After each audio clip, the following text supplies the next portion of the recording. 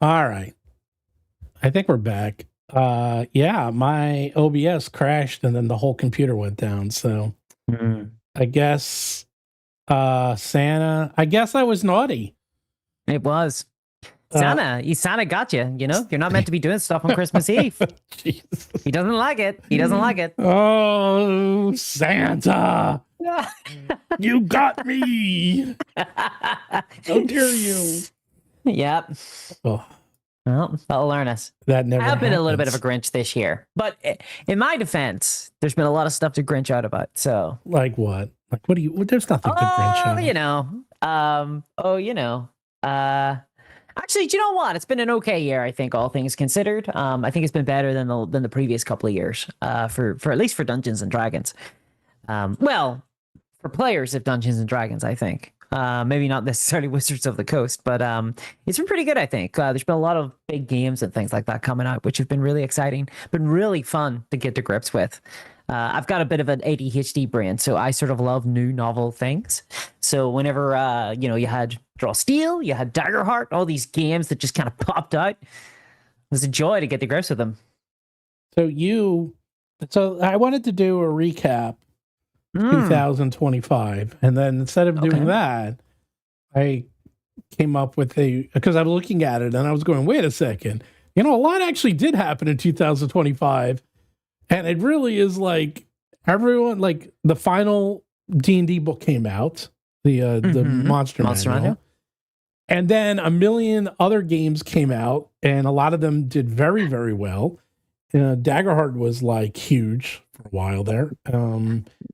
Draw Steel weirdly came out of nowhere with zero fanfare and zero announcements. It was just like, yeah, here it is. I think I was one of two videos that came out on the internet for the launch of Draw Steel. Yeah, well, they launched it the day before Gen Con, so everyone was at Gen Con, and it was like, it was just like, here it is. So no one got to cover it, no one got to talk about it because there was a million other things, and then they weren't even at Gen Con. It's not like they had something to do. It was just weird. It was a whole weird launch. I think the marketing for Draw Steel has been really disappointing because it's a game that I've struggled to get other people excited for, and it's a game that I'm excited for. So I'm kind of sad that they weren't able to sort of grab the tail of the tiger, really. Like, because Daggerheart came out and everybody was talking about it. You had videos coming out everywhere. There had been a ton of hype building up for it. And like, okay, yeah, obviously it's Critical Role, but people who I know who just play Dungeons and Dragons, who don't even watch Critical Role, they were talking about Daggerheart. Like, people knew it was coming. But Draw Steel, like, there wasn't a peep. And it's not as if Draw Steel was coming out from from nobody, right? It was coming from Matt Colville. And Matt Colville, I'm pretty sure, has pretty much single-handedly helped spearhead the success of Dungeons & Dragons in the latter half of the 2010s, right? Like, his videos were huge and massive. You'll meet a whole bunch of people who were part of this huge cohort, this group of people just before COVID who got into Dungeons & Dragons, and they were helped along by Matt Colville's incredible videos, right? Like, they really took off. And so you would have expected, I think, honestly, personally, that he should be as big as someone like Matt Mercer in the hobby. And so you would have expected that his game would have come out to a huge amount of fanfare. But it just feels like it missed people by. I think this is partly a danger of Kickstarter and when that game was launched. But I don't know. I also think that it was partly to do with just the marketing on the release. There wasn't a lot of hype leading up to it, and it's also on the type of game it is too. It's a very specific type of game, which personally I think was fun. But if you're not really into like tactical 4th edition style Dungeons and Dragons, which to be fair, a lot of people aren't, then it's not going to be particularly exciting to you. So even for me, it's been a bit of an uphill struggle trying to like convince people why I think Draw Steel is really good. Yeah, I actually can. I think I tell you. Yeah, I think I know why. And okay. So at Gamma. So Gamma is a trade show that is in early March, and that I go to, and I have a booth, and we're all there. And the whole point of Gamma is there's a thing here called the Toy Show in Manhattan, and in February they literally have a show in February to show the retailers what's coming out for Christmas 2026. Like that's how far along you have to really have things ready. And because they put in their orders now, because realistically, they have to know how many they're going to buy. They have to know how many to make so that they're in stock. Think about it. The ships really have to get here by July or August so that they're ready for September so they can start arriving in the stores by October. So it sounds crazy, but really, if your product isn't ready by February or March for Christmas, then it's not coming out for Christmas. Yeah. Like it needs that long of a lead time. At Gamma, I went to the the Daggerheart talks. The books were done. I mean, they were there. They were gorgeous. And they had the special edition. They had all of them. And the room was packed. So they were able to get everybody on board, including, all the journalists, everyone. Everyone in the industry was like, oh, the book is here. It's done. It's obviously going to come out. It's already been in pre-order. So it makes people in the industry feel safer to cover it and talk about it, including the retailers. And I pretty much can guarantee you that Draw Steel, because that thing came out with no fanfare. That thing came out literally the first day of Gen Con as a PDF. And it was just like, okay, we got it done. Here it is. Like we like under the wire, just get it out to make the quote Gen Con, whatever imaginary date they had in mind, to get it out, to get it done. And then the physical books were printed digitally, which, by the way, so my books, they're printed offset litho. So that takes, traditional books, those are about 5 to 6 months. It takes for you to print and then get them in stock.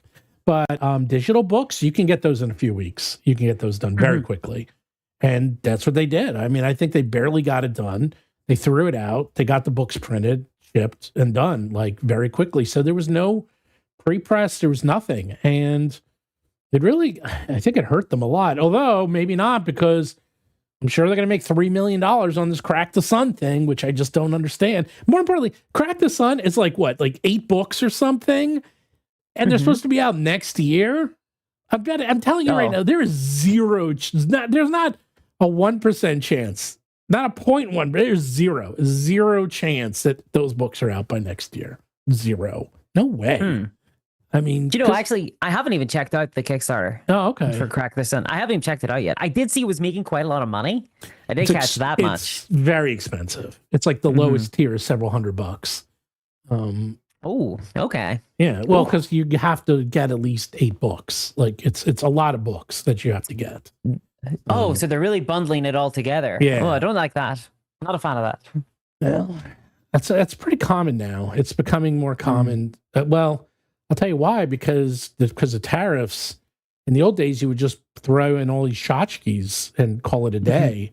But those things are getting very expensive. So now it's cheaper just to make. How ironic. It's actually cheaper to make books instead of, I don't know, crap. It's like, because. Well, yeah. people like their tat, though. You know what I mean? A little bit of tat never hurt anybody. You know what? They don't, because they don't sell. Like I made minis for my books, and I think I've sold less than 5 minis in 3 years. Really? Yeah. What kind of? Okay, you need to break into the mini market. There's a lot of money in miniatures, so you could be selling a lot of minis. Yeah. I mean, look at these things, and they're beautiful too. Like, look at this. This is my flying. Nice. What is that? You know what you should do? You should give them stats in 1-page rules. Turn them into a little army, and boom, you'll make sales. Yeah, there you go. Well, maybe we'll trade. We'll talk, Steven. We'll trade. I will help you with your layout, and you help me with minis. Yes, indeed. For sure. But yeah, like RPG, it's been a big year. So Draw Steel, I think that could have done better. I suspect, though, because I think that the underlying engine of Draw Steel is really strong. I think that it's a fun game to play if you enjoy tactical war game content in your RPGs. So for the people who enjoy it, I think they'll really like it. So I think it has it knows what it is. It knows what it wants to be. So we'll always have a niche. So I think it's going to be a healthy enough game. And it's got Mark Colville. It can't fail, right? It can't fail. Well, did you see his video was weird? Because he basically said in his video, hey, look, if you want Draw Steel to continue, we have to succeed. and do really well in this Kickstarter. And if we don't, there's no more draws. I know. He said that. That's bad news. I know. I was like, you don't say that. Yeah, I know. I was like, what is going on? Like, it's just the weirdest Kickstarter. It's like, it just seemed to go against all logic. It's just. Yeah. I would like to try it. It looks really good. I loved 4th edition. I like tactical. I'm sure it's very good. People like it a lot. To me, it scratches an itch that I don't have. So right now, the RPGs that I'm currently playing, so these are the RPGs of the year for me, are Delta Green.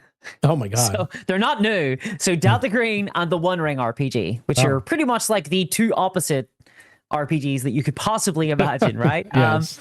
But the other one was Draw Steel. So I played a little game of that, and I had a real blast. And all three of those felt very different experiences, and I love that I could get that from the hobby, you know?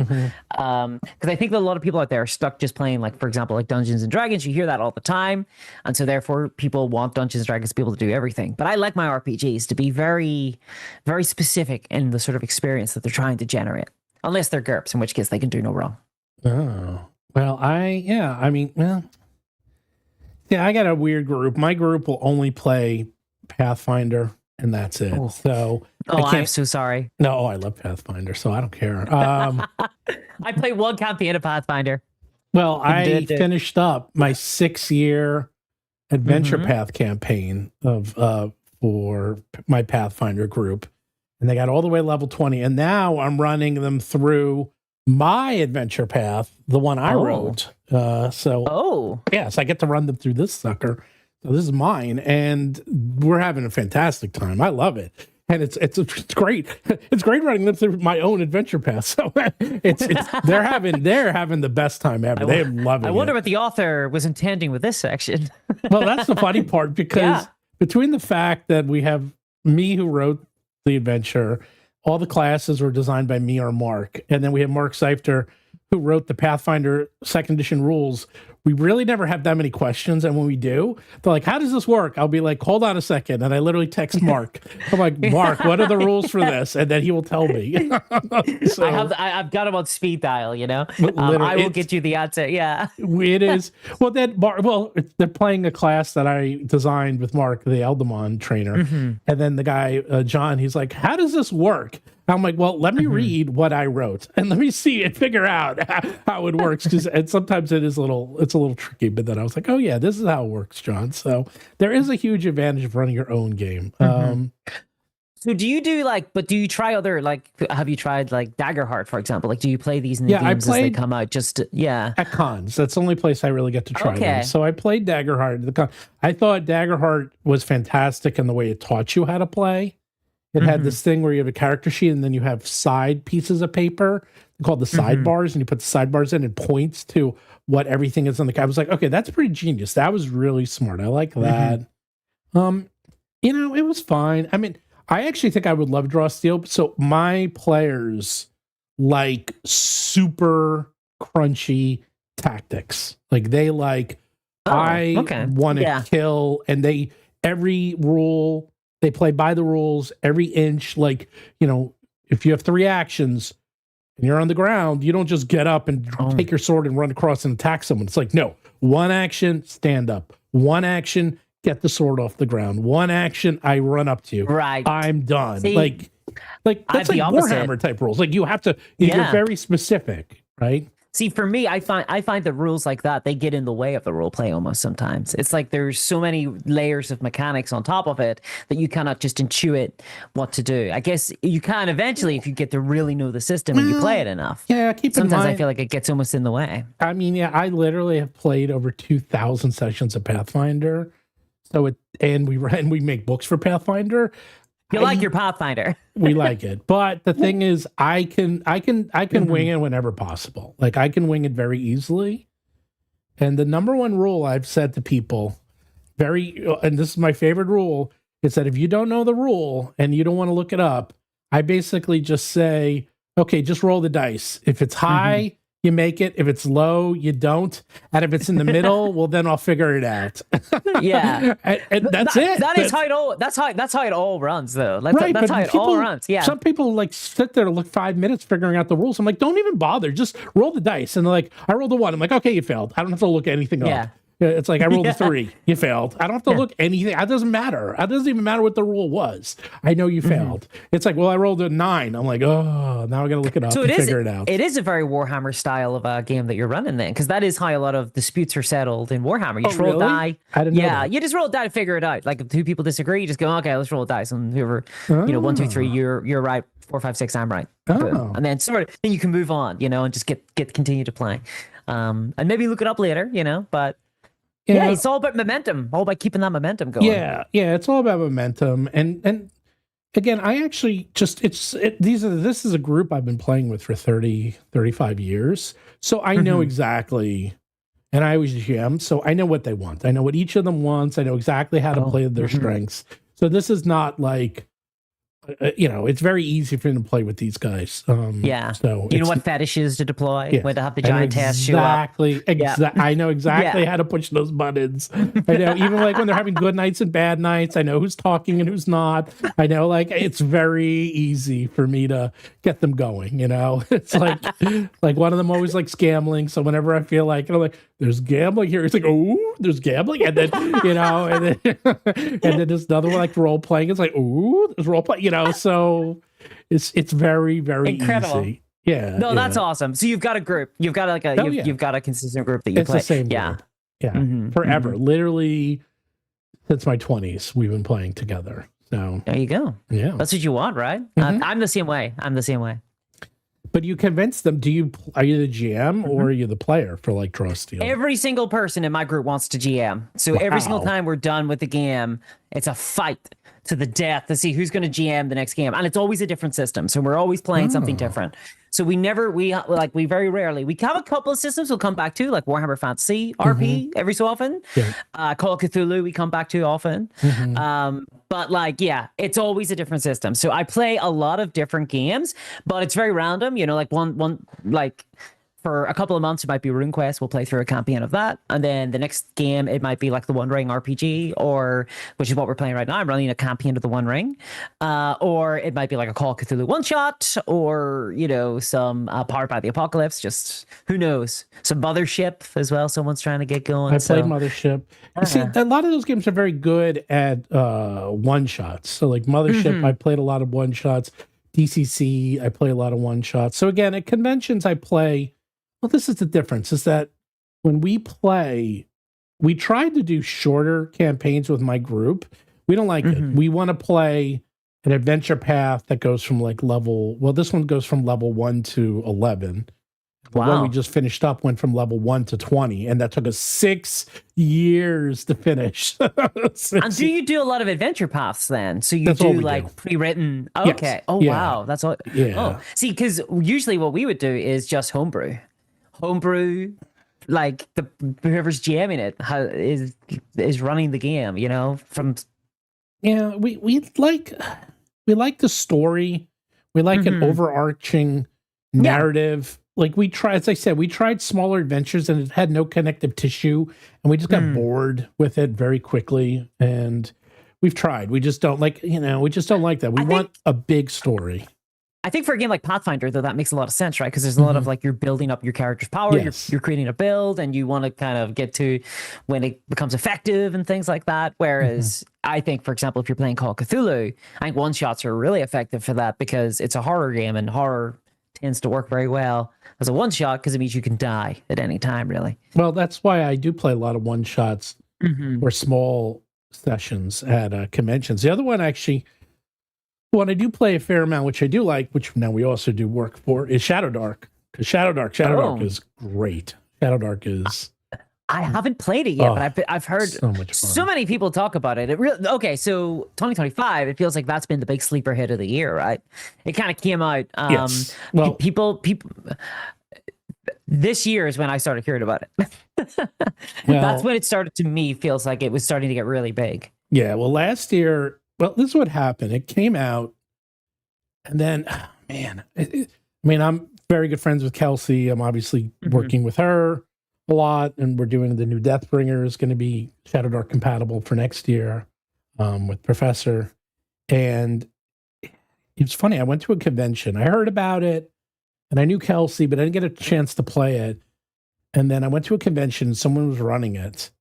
And it was, and you want to hear something weird? I go to this convention, the person's there, he recognizes me, and he's like, and he's like, then he's nervous. And this was the first time he ever GM'd in his life. Oh. And he was at a convention with me sitting at the table. We're playing Shadowdark. And I'm like, and so he was really nervous. I'm like, don't worry about it. It's fine. Don't worry. I'm not going to do anything. It'll be okay. And it was like, and it was a really good, and I had so much fun. And I was like, man, what is it? There's like some secret sauce to Shadowdark that the only time it felt like when I played D&D for the first time in like the 70s and the 80s, like it was something about it, because it's very raw, but yet it's D&D, you know, it's not Call of Cthulhu. It's not the One Ring, you know, it's basically D&D, because it's like, okay, you're playing a fighter and you're fighting ogres, you know, or you're fighting giant rats, or you're fighting goblins, you know, it's very D&D. You're in a dungeon. And I can't describe the magic that it is, but it works because it's really popular. And sales are is insane. it that it has stripped away a lot of the sort of peripheral mechanics and systems and things like that are sort of, people are a bit like from 5th edition, right? And now it's back to sort of old school Dungeons and Dragons, where it's just your sword in a dungeon. And you gotta go kill a goblin, you know? So people are now saying, because I am famous for breaking games. Like I go in and break games all the time. And in cons? Oh yeah. I destroy games. What do you mean you destroy games? What are you, like, making characters that won't work? Sometimes. Oh jeez. No. Well, for example, naughty list. No. Well, I used to do tournament D&D for a very, very long time. I played tournament and I ran tournament T&D at 3.5 for Goodman Games, the DCC contest. Wow. And tournament D&D is a whole other thing. Like that's I've heard stories. Yeah. Tournament D&D is not, you're not fooling around, and you really have to know the rules, and you really have to be good. So I used to run it. So it was like, you had to be better than think of it. If you're running it, you got to be better than the people who are trying to break it. So you got to be better than them. It's like it's like the casino's hiring cheaters to catch the cheaters, you know? So you have to be really good at breaking something. DMs, Right. You have to know how to break them before they break you. You have to know how to pre-break everything. I'm famous for that. So that guy who I was playing with, that's why I was like, don't worry, I'm not gonna break the game. Actually, when I played with Professor Dungeon Master, he was so scared that when playing with me, he's like, I've heard you wreck. I'm like, I'm gonna relax. I'm not gonna break your game. And I didn't. And then he kept trying to see. He's like, you see, if you tried to do this, I have this, and then you try to do that, I had this. I was like, he's pre-telling me like all the counters he had ready for me. I was like, don't worry about it. I only do that sometimes. You can't break a game. You cannot break a game. You can't break a game. Oh yeah, you can. You cannot. Oh yeah, you cannot. If I ran a game for you, Stephen, I would have no fear of you breaking a game. Then we'll do it. Yeah. Well, there was a tournament we played. So it was a Starfinder tournament at PaizoCon, and it wasn't fair. It was like you had to choose monsters, and then there was a terrain, and the monsters had to fight each other until there was one left. There was a couple things. Some of the monsters were monsters I wrote for Paizo, so I knew them really well. So I was like, I know these monsters really well. I wrote them. And then second, I know the rules for Starfinder as well at the time as the devs, and the devs were there. So I picked a monster that I knew would pretty do well. And then the first round, I won handedly the first round. And then there was a second round where you got a second monster, and then you did it again. And the thing at the end was the winners, like the top 2 or 3 winners from round 1 and round 2 were going to play against each other. But the problem is like I won round 1, but then I was going to win round 2 as well. So I was like, wait, so I'm going to play against myself? And he's like, no, you're breaking it. It's like, you're not supposed to win both rounds. To be fair, they should have seen that one coming. This never happened. They're like, this has never happened before. I'm like, well, it's going to happen now, baby. So, but that's different, I think, from like a general, we all sit around the table to play an RPG. Like you can't break that experience if you destroy the trap or kill the monster. Well, I'll tell you the other one. I'll tell you, and this is the thing. So maybe I will, because I do use psychology. So I have never. So Shadowdark is super deadly. I've never died in Shadowdark. And I've had Kelsey Dion run me through Shadowdark multiple times, and she last at GaryCon, she promised to kill me. She promised to kill me in the game. And somehow I lived, because she threw me into a pit where I was surrounded by hundreds and hundreds of goblins, and they were going to get 6 attacks on me, and there was no chance of me to live. But then I confused her and did so much fancy stuff and just jumping around. And then she forgot to attack me. Her turn, because I was so distracted. So you have to use the psychology too. And then she's like, and then I'm like, oh, it's my turn. You forgot to attack me. She's like, oh no. I'm like, up, too late. I was like, now I go. And there was a guy down there there was a platform. They were trying to pull me up. And then the guy at the platform, I pulled him down into the goblins. And then I climbed over him. And then I went onto the platform, and then the goblins killed him instead. And then he was so mad, but then by the end, his ghost saved me and brought me back from the abyss, and I lived. So there you go. There's an adventure. That's an adventure and a half, right? That's an adventure.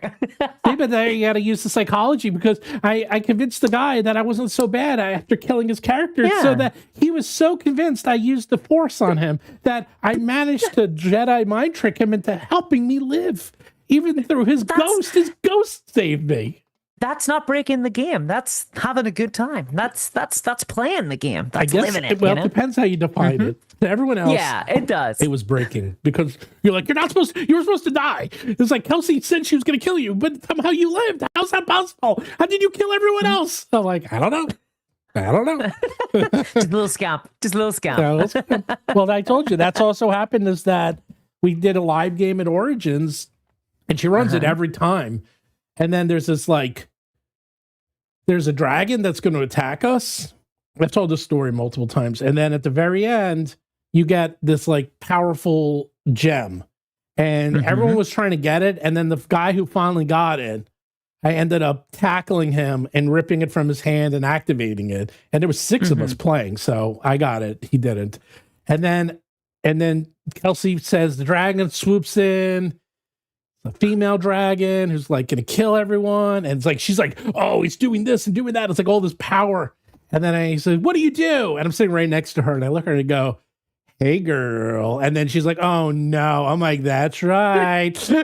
Just like, you didn't expect that, did you? She's like, no, you're supposed to fight. And I'm like, oh, we're going to fight, but not the type of fighting you think we're going to do. And she's just shaking. I'm like, you see, I guess that could be seen. I guess that could be seen as playing or that is breaking. Playing. Okay. Seducing the dragon is entirely a play. Well, I became a dragon. Yeah, I became a dragon through the gem. So, and then we sailed off into the distance, and everyone lived. See, that's a good story, because everyone was supposed to die, but everyone lived, and the 2 dragons lived happily ever after. So that is the adventure. That's the adventure. So long as the ball is being bounced between players and everybody's on board, that's the adventure. It's not breaking the game. I don't think it's breaking the game. I'll just put it this way: I like to keep the GMs on their toes. How about that? That's the best way to be. That's the best way to be. Yeah. A little bit disruptive, a little bit disruptive. Let's find out. Yeah. Okay. So let me rephrase that. I don't break the game. I just make the GMs work. How about that? No, that's good. That is they're earning their keep that way. They're earning their keep. 100%. I agree with that. Yeah. To be fair, all 4 of my players do that to me. So I have 4 players who do that endlessly, that are pulling shit out of their ass constantly. So I'm just used to it. I don't know how your players are. Like, are they by the book, or are they just coming up with like? And one of my players is an actual lawyer, so he is coming up with stuff. He is coming up with things. And I played with Mark Seifter, and Mark, by the way, rules lawyer. By the way, talk about rules lawyer. He literally wrote the rules. So you got to really be on your game. I think our group are just a lot more loosey goosey, you know. So I play a lot of sandbox experiences or experiences that they don't have any like defined. So I just kind of follow the players. Like I think the GM is really easy. You basically just let the players do stuff, and you just say, "Here's the natural consequence of your actions," you know. And for that, and so for me, there's no way for players to disrupt the game because it's entirely based on their actions. The story is what happens on the table. When I was running D&D, and I think this is very like it presumes an ecosystem, an infrastructure of like dungeons and XP and like monsters and things and dragons of some kind. So whenever I was playing D&D, there has to be some buy-in from the players that like, okay, right, there's going to be I have to create content for this game because there's so much going on. I imagine Pathfinder is very, very similar, right? Where you have to actually create monsters with health and powers and abilities and things. And so I did a lot of that during D&D. And I guess at that stage, you could be disruptive, but you know, you just got to follow the players where they go. You just got to keep behind them and kind of, you're just like one room away, you know, like one room ahead of them being like, okay, let's see where this is going. Yeah. I mean, I do that too, but there is a story. And for me, the fun is, okay, how are they changing the story so that it doesn't completely break? Like, for example, in my own adventure, a little bit of a spoiler, they go into this pirate cove and it's like a bad group of pirates and you're supposed to wipe them out. But they literally snuck in, befriended the cook, didn't kill anyone, ended up sneaking through the whole thing, did a one-on-one duel with the pirate captain, and by the end, they're all buddies, you know? Yeah, no, that's awesome. That's awesome. Yeah. I did a similar thing once. I had a giant garrison filled with soldiers, like hundreds of soldiers. I was like, I have no idea. They're hostile to the party. I'm like, I have no idea how the heck they're going to get through this one. They just pretended to be emissaries of another place and befriended the guy. We're having dinner with him by the general by the end of the night, you know? And I'm like, okay, cool. That's pretty sweet. You get XP for defeating all those soldiers. It's to me, that is the joy of role-playing games, though. That's like the transformative experience that differentiates it from a video game where you literally can do anything you want, right? That you have the choice of what you do. It might be stupid, it might not work, but you get to make the decision. You know, you've got agency as a player, and it's maximal agency as well. And so for me, that's the really exciting part of being a player. That's the really exciting thing about being a GM as well, and getting to see how people tackle challenges. So let's see what it's else. Not breaking. It's just exercising agency. Okay, that's a good one. Well, let's see. I got this. I got my Cosmere RPG. Okay. Now this is a fascinating one. This is a weird one because it's like, so this thing made like $50 million, and yet nothing. You don't hear a peep about this. No, Nothing. it wasn't I don't think it was an RPG audience that necessarily really bought it. I think it was fans of Brandon Sanderson, right? Well, I'm both. I love Brandon Sanderson. I mean, now this is what a book. See, I thought Draw Steel was going to look like this. I mean, this is damn, this is a good I mean, they spent a ton of money on this thing. I'm too used to Warhammer books, and they are not well made. They fall apart. But the art is incredible. Well, the art is amazing. Yeah. The art is incredible. I'm used to I've got a Dark Heresy that's literally falling apart. It's a really rare book now because no one has a copy that isn't collapsed in on itself like a dying star. So with pages strewn everywhere the second you open it up. So I'm used to pretty poor quality books, to be honest. They don't bother me too much so long as they're a good price. But what frustrates me is expensive books that don't last very long. Well, the Cosmere, first of all, they made so much money on this thing. It's not going anywhere. Obviously, I mean, this came out beautifully. I don't know when anyone playing it, but they did do a roadmap, and they're coming out with a ton of content next year. Like one of their books is almost 500 pages. It's the Mistborn world. Like they're coming out with, so their world, they're going to become, if you're not familiar with Brandon Sanderson, all of his books take place in the Cosmere. So that's his universe, and they're all interconnected, kind of. He never has explained it, but there's a character called Hoyt that's in all of the realms and all of his books. And he has said that, yes, it's all in one universe. He's never totally explained it. So Cosmere is actually the role-playing game, but then this is the Stormlight Archives, and then he's going to come out with different books and different universes in this world. Okay. And that's what's happening next year. Will you be able to mix them all up then? Yes. Okay, cool. Nice. Yeah. And I'm sure for fans of Brandon Sanderson, that sounds really exciting. I love his books. So I'm interested in that. I actually secretly think that is where everyone is going. We're all going towards the GURPS model because we have Cosmere, which is doing this. We have where's my here we go. We have Starfinder's doing this. So Starfinder second edition uses pretty much the exact same rules as Pathfinder. So Pathfinder and Starfinder are the same rules.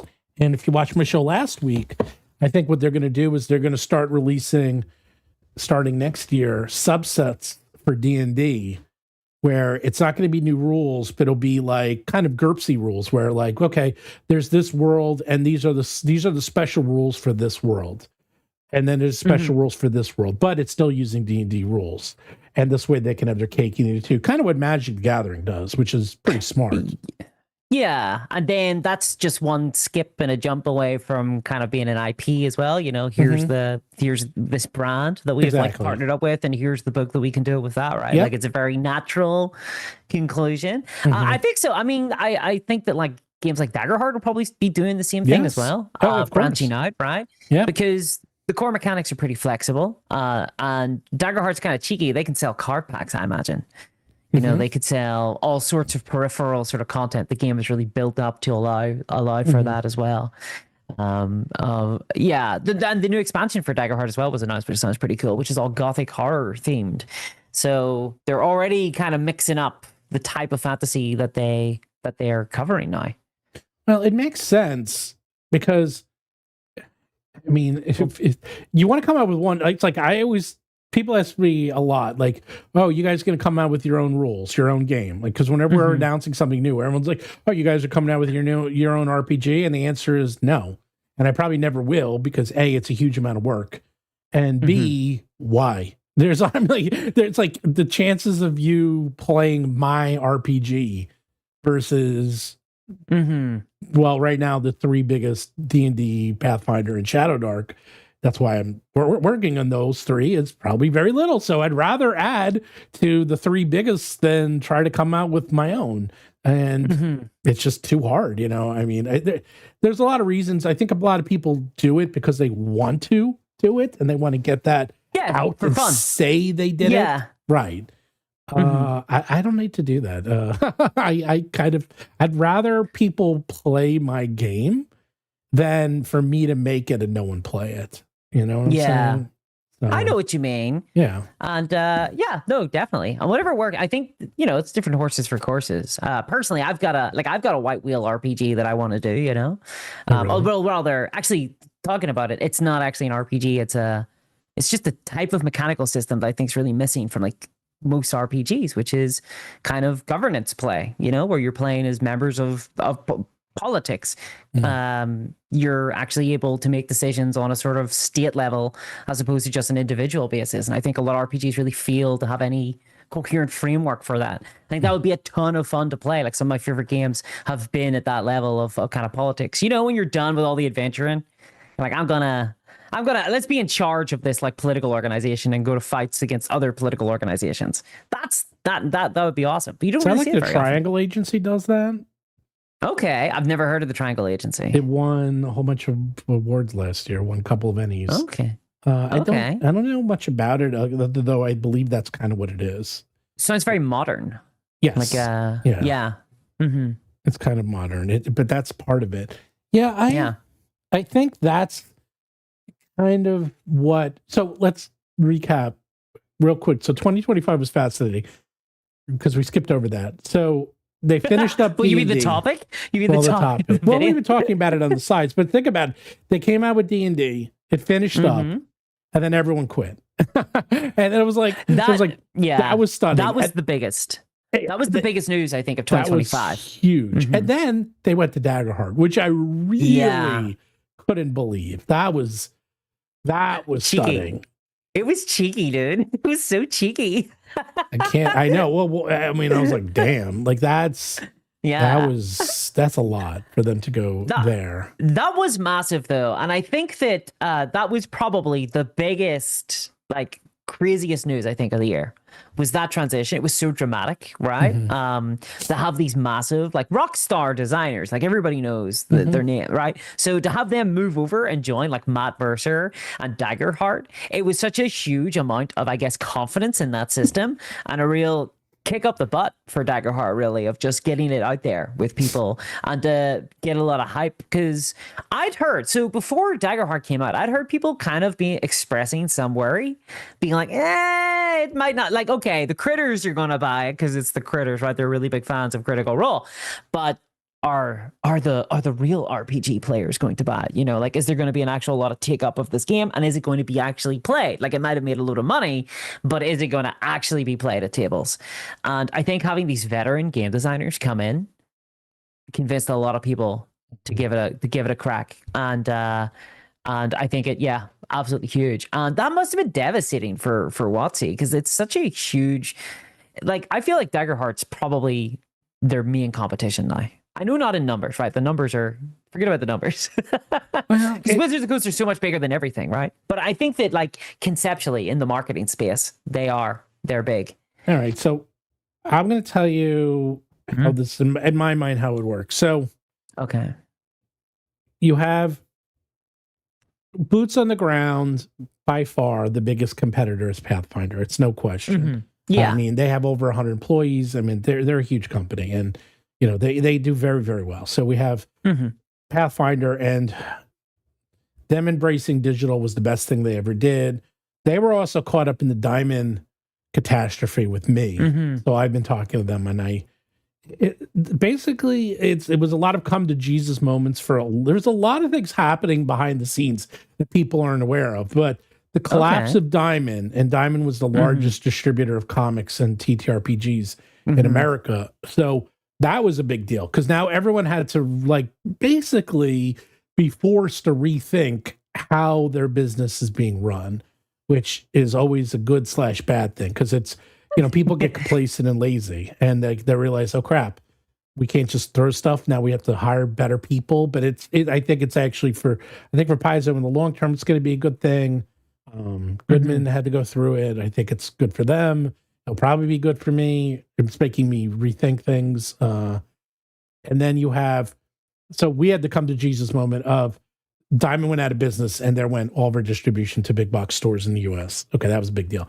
Then you have WoTC come to Jesus moment. Oh, all of our Rockstar TTRPG designers who've been doing this for 25 years, they all left. Oh, and they went to our competitor. It's like, oh my God. And then you have all these books came out, like the Cosmere, which is like, it's weird, because it's like, okay, is anyone playing it? Yes and no. But this takes up mind space, and it takes up shares on the shelves. And more importantly, I'll tell you, Brandon Sanderson's way bigger than pretty much anyone. I mean, he's the #1 book writer out there, like fantasy author. I mean, by a mile. And you can sneeze all you want, but what does this thing mean? $55 million? You know, that's probably half of what D&D makes a year. And that was like from one Kickstarter.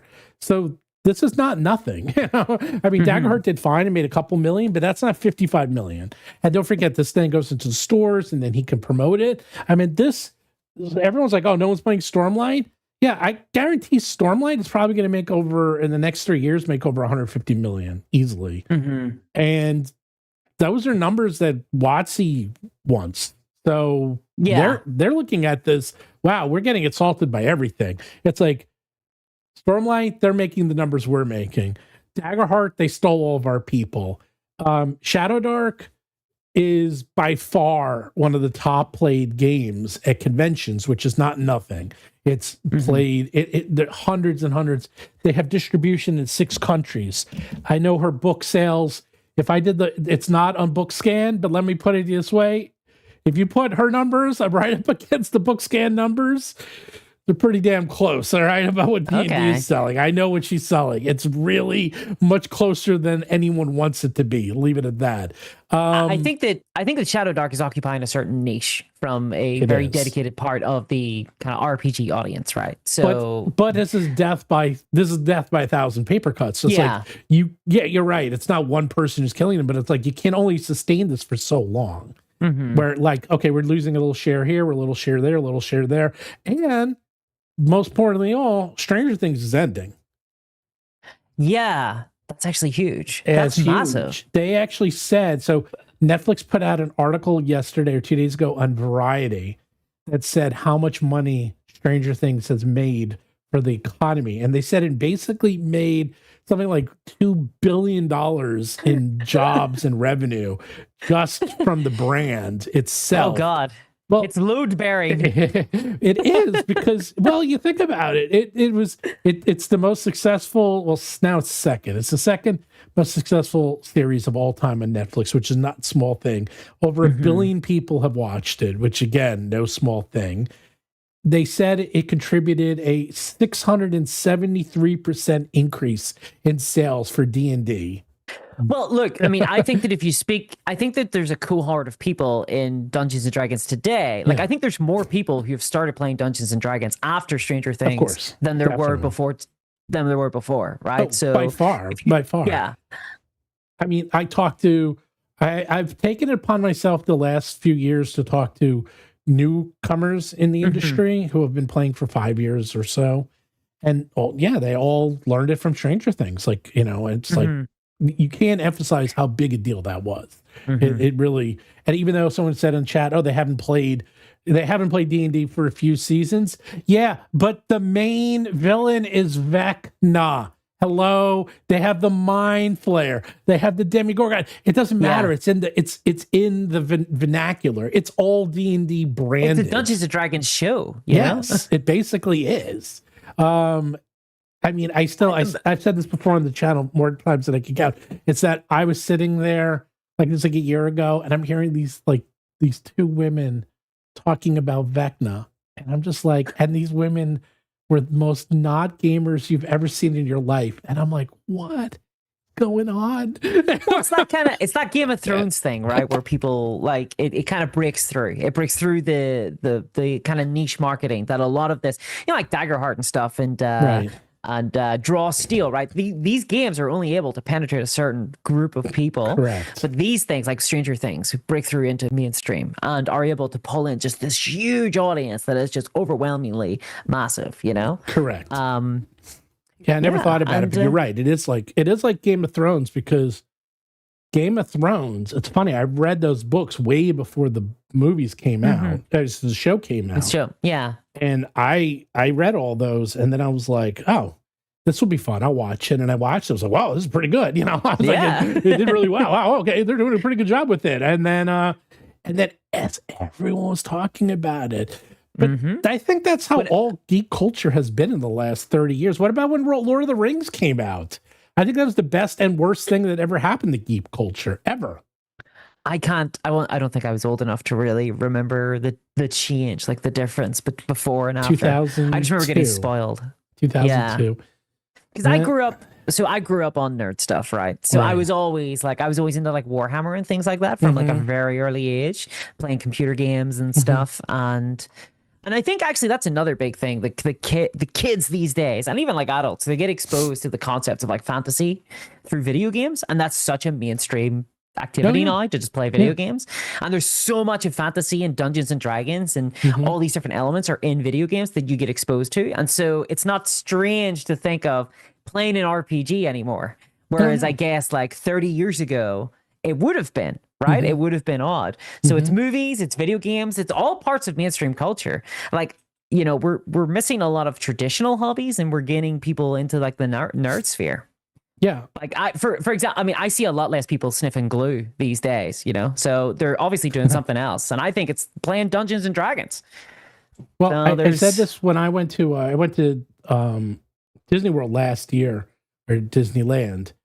And it was the first time I've been there in a long time. I went to Disneyland, I look around, and every single person there was wearing they had these shirts they were selling, and they were basically solid color with a symbol on it. So like if you had a Hulk shirt, it was like a green shirt with a picture of like the Hulk fist. Or if you had like an Iron Man shirt, it was like a red shirt with a, the red fist, or a Thor. And so there was this solid color with a symbol on it, and everyone was wearing them. And I'm looking around thinking, I can't believe, like, everyone knows. Everyone knows everyone knows who Thor is. Everyone knows what Ragnarok is. Everyone just knows this stuff. Because of Disney and this popular culture. It's just like, oh yeah, Rocket Raccoon, yeah, we all know. I'm like, it's like, how does everyone know this stuff? It's like, Groot, how do you know this stuff? This was my stuff.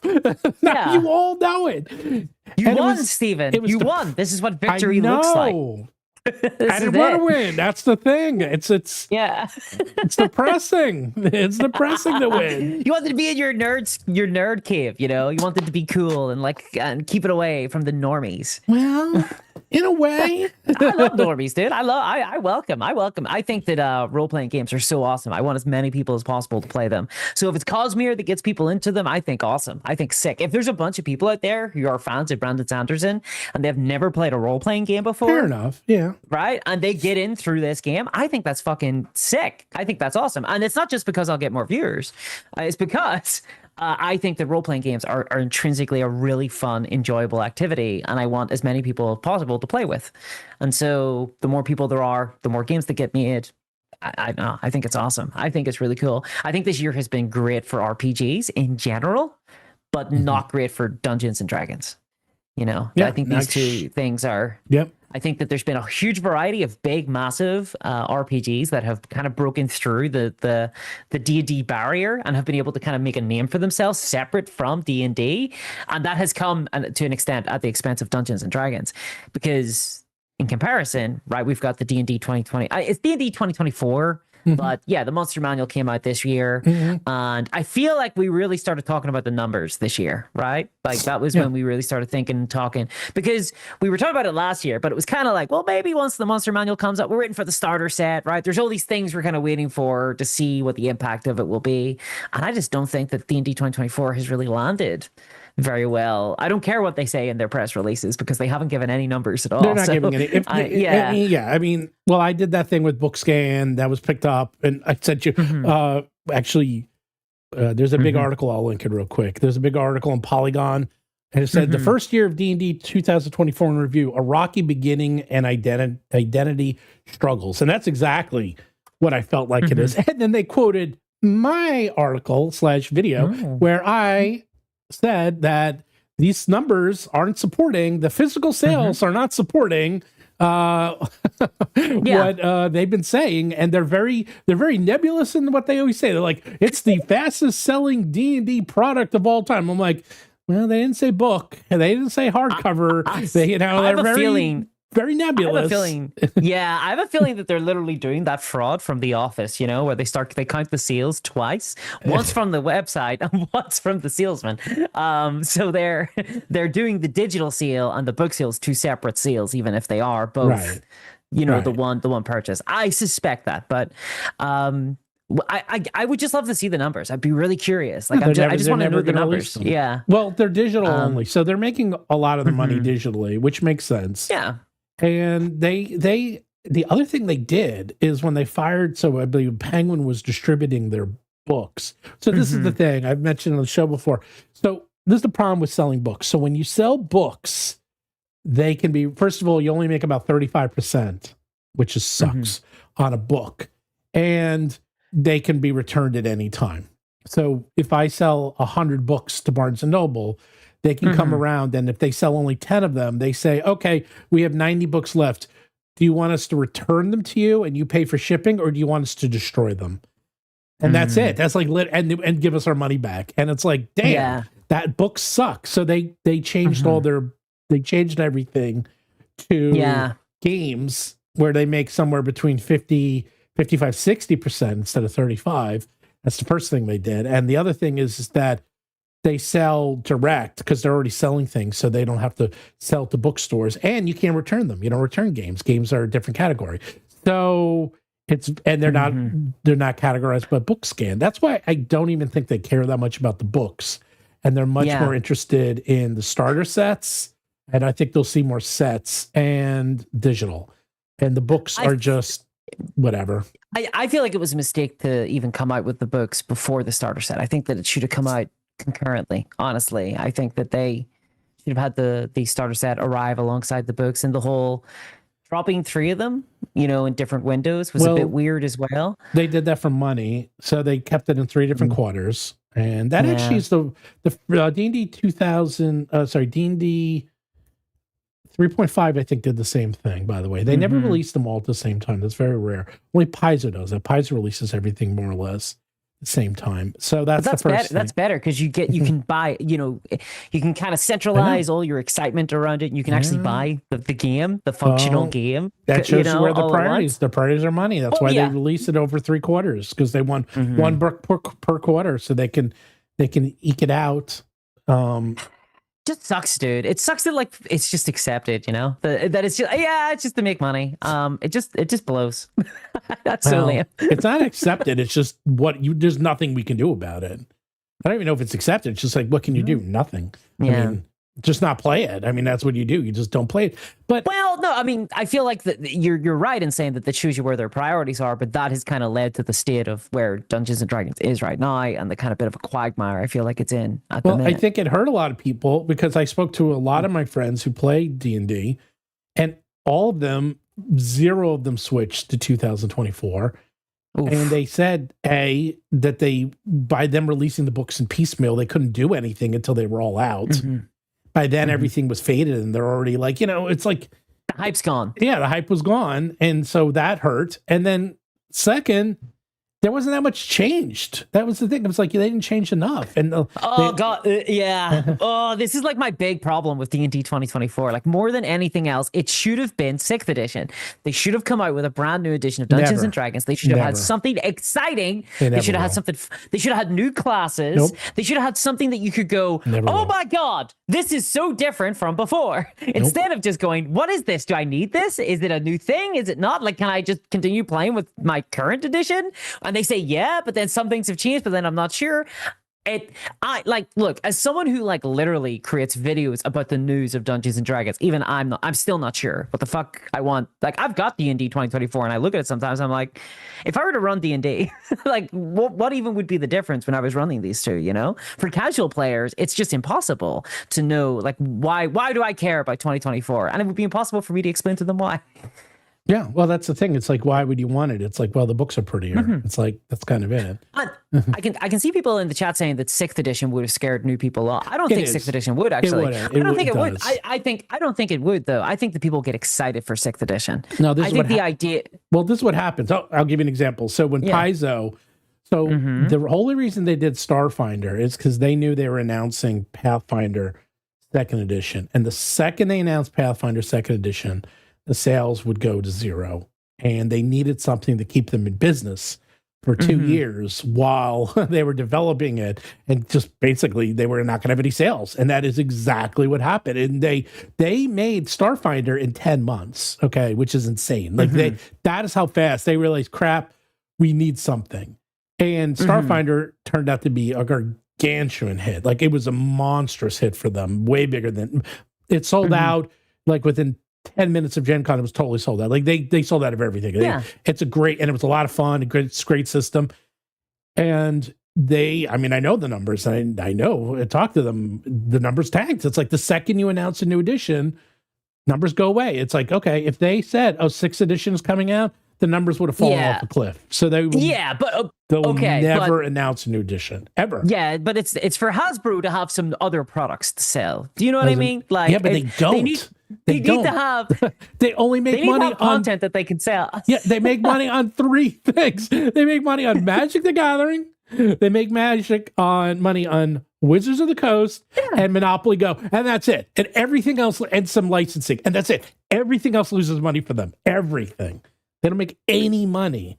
They're losing a 20% market share every year. Every year, their toy division shrinks by 15 to 20%. That's per year. Toys are bad. They should buy Bad Dragon. I think they'll make a lot more money. But okay, so 6th edition, they make a ton of cash though on 6th edition seals. I think it would have gotten people so excited. So many people would have come back for that, and it would have been such a great time to release it too. They couldn't because they already bought D&D Beyond, and they would not going to. They're not going to reprogram D&D Beyond. It really comes down to they're being destroyed by their own decisions, though. They are being destroyed by that. Yeah. That's why I keep saying. It's why it's a very easy. That's why last week we're like, are they coming out with 6th edition? And I'm like, no, and they never will, because they barely have D&D Beyond working now, and they're just trying to get D&D Beyond better. So like they're stuck with D&D Beyond. D&D Beyond is what D&D is. So they're stuck with D&D Beyond. And it's the other way around. It's not like, oh, we're going to make a game and then put it out. It's like, no, what can we get into D&D Beyond? And then based on that, we'll make the game around that. But I guess if we're doing ifs and buts, then they should, instead of Sigil, right? They should have worked on trying to prepare their digital platforms for new editions and iterations of Dungeons and Dragons. Sigil was fascinating because... I guess that counts as this year too, right? Yes, that also an event this year, because that was canceled officially this year. Yes, it was officially canceled. Well, they tried to do a video game model, which makes sense because everyone there was from Microsoft and Amazon, so they were all Microsoft people. And what I didn't understand, because I saw it and I was saying, I'm like, okay, this looks really good, except you're using Unreal Engine. And do you know how long it was going to take for them to build all the monsters as Unreal Engine monsters, and just the assets alone? All that work, Steven, all that work would mean that they'd have to sell them in order to justify it. And that's what people would be saying. They'd be like, well, hold on now. It may be $6 for a bugbear, but come on, look at they have to do all the animations for the bugbear. Look at all the art assets, right? I know. They have to type in the stats for the bugbear. There's this limited edition bugbear, this is what the Sigil, I think, was a mistake from the get-go. Like, it was entirely designed I think it was made by people who don't know what it is that Dungeons and Dragons is. No, but the problem is I saw it 2 years ago, 3 years ago, and it looked pretty good. And then when I saw it recently, it was this exact same program. They never updated it because they couldn't get the engine. So, like, when you write a game, most of your work goes to writing the engine. And then once the engine's done, it's like, okay, you just spent hundreds of thousands, millions of dollars to write the engine. Now you got to get the content in. And it's like, it just took us like 5 years to write this engine, and then we got to spend another 2 or 3 years just putting everything in. It is a nightmare. It sucks. That's why I got out of video game development. It sucked. But it's so unnecessary though, because for me, what I want with a role playing, like, honestly, I can play a game over Discord, right? Like, I just need something to facilitate video, voice, and to show sheets and like art assets. That's why Maps is doing so well. Exactly, right? It was an over-designed solution to a problem that didn't exist, right? Yes. And my issue with it was that I felt that actually would make role play worse. Like, you'd play that and suddenly you'd be like, okay, well, I can't do a castle. I can't do this dungeon in a castle because I haven't bought the castle pack. I haven't bought like the castle assets, right? So it has to be, and suddenly now you're constraining your vision as a DM, as a group of players, as artists, as role players, to what it is that you can purchase. It's your purchasing power that's now determining what your imagination can do. And to me, I find that the anathema of what a role-playing game is. It's just an absolute anathema. And so I was so happy. I was happy when Sigil was canceled, I feel like there was potential there for something, but I just think it was completely from the get-go was focused on all the wrong things. Absolutely. Yeah. It made me very sad, honestly, but it looks like, they kind of realized it too. We got a little super chat. Oh, there's no questions or super chat. This is kind of weird. No one's asking anything. It truly is Christmas. I unwrapped a discourse on Roll for Combat. Behave. Merry Christmas from the future of Middle Earth. Because they're in New Zealand, so it's already Christmas there. Oh, it's already Christmas. Awesome. Already Christmas. I don't even have dinner yet. You're already like ready to get drunk and go to sleep. Yeah. Well, that to be fair, that's every night for me, so that's okay. Man, I gotta come over there? Because I see the pictures when you visited Professor in Professor came to visit you. That looked awesome. Yeah, he came. To be fair, Professor Dungeon Master came over like on the worst night of the year when literally half the country descended into like lighting bonfires and rioting. It was bonfire night, the 12th. What? So yeah, it was is that planned or is that every year? Every year. It's like one.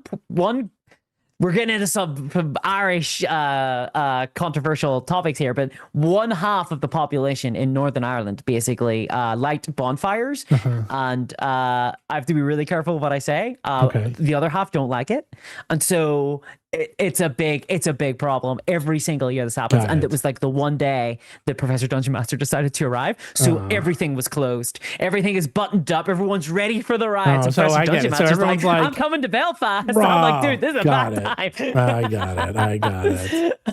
Well, that's like when the Olympics show up, or whenever something big here in America shows up. Half the stores are open and half of them like border up because they don't want anyone to go near them. So I get it. But we managed to get a pint in, so it was fun. It was fun. I saw that. Yeah, and talk about Daggerheart actually at the time, if I recall correctly. We were speculating as to how well it would do. Do you ever come to the States? Do you ever come here? I can't afford to, Stephen. It's really far away. Well, I don't know big plane. I don't know I don't know how much it costs the airline over there. So it's big. I would love to visit some cons. So every year I go to UKGE in the UK, which is kind of like the biggest UK gaming convention. And that does role-playing games. It's war gaming as well. So it's and board games. So it's massive. I love going to that. But that's like my budget for travel for the year, you know? Getting to America would be I need to get like Chaosium or something to buy me a ticket, you know? Like I'll talk on panels, Chaosium. I'll say anything you want. Just get me over, dude. Really? Yeah. I'll take a look. Maybe we could trade. We'll do some trades. Okay, interesting. Some ads for flights. Hey, there we go. It could work. I would love, but seriously, I would love to go over and visit some cons because it feels like you guys just do them really big over there. You know, like it's. I'm always really jealous. Well, what about Essen and all those cons in Germany? Those are monstrous. True, but Essen I always find is very board game oriented. It is. It's all board games. Yeah, and board games are cool and all, but they're not. I don't know. Board games and RPGs are my thing. I love board games, especially Twilight Imperium. I love. Oh, really? Twilight Imperium. Yeah, I like Twilight Imperium too. The problem with Twilight Imperium is that once you kind of know which factions are, it's not well balanced, and it kind of it's like if you're going to be spending 10 hours playing a game, you know, it's like I wish it was a little better balanced. You know? Need the table to balance it. You know what I mean? Yes, you need everyone to be like, this guy's a problem. We need to take care of this. Right. Like, this is the better one. Yeah. Let's all gang up on them, type thing. They just came out with the expansion. Just came out. Did you see that? Yes. Yeah.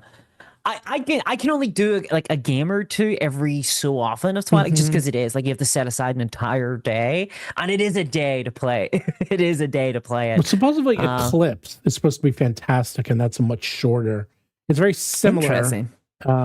It's very similar, and the board itself is gorgeous because it comes in a container with like all your ships. Everything's it's in like a little container.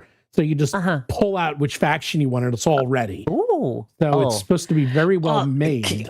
Yeah. That sounds incredible, because that's what killed Gloomhaven for me. Like I couldn't setting it up and taking it down. I just couldn't do it. I needed my table, you know. I couldn't handle it. When I played Gloomhaven, I found a group that lived an hour from me, and I had the board. So I literally would carry and it had the wooden inserts to make it like better organized. So I would literally carry a 40-pound Gloomhaven on my back, drive an hour to Connecticut, set it up in their common room. We'd spend like an hour setting it up.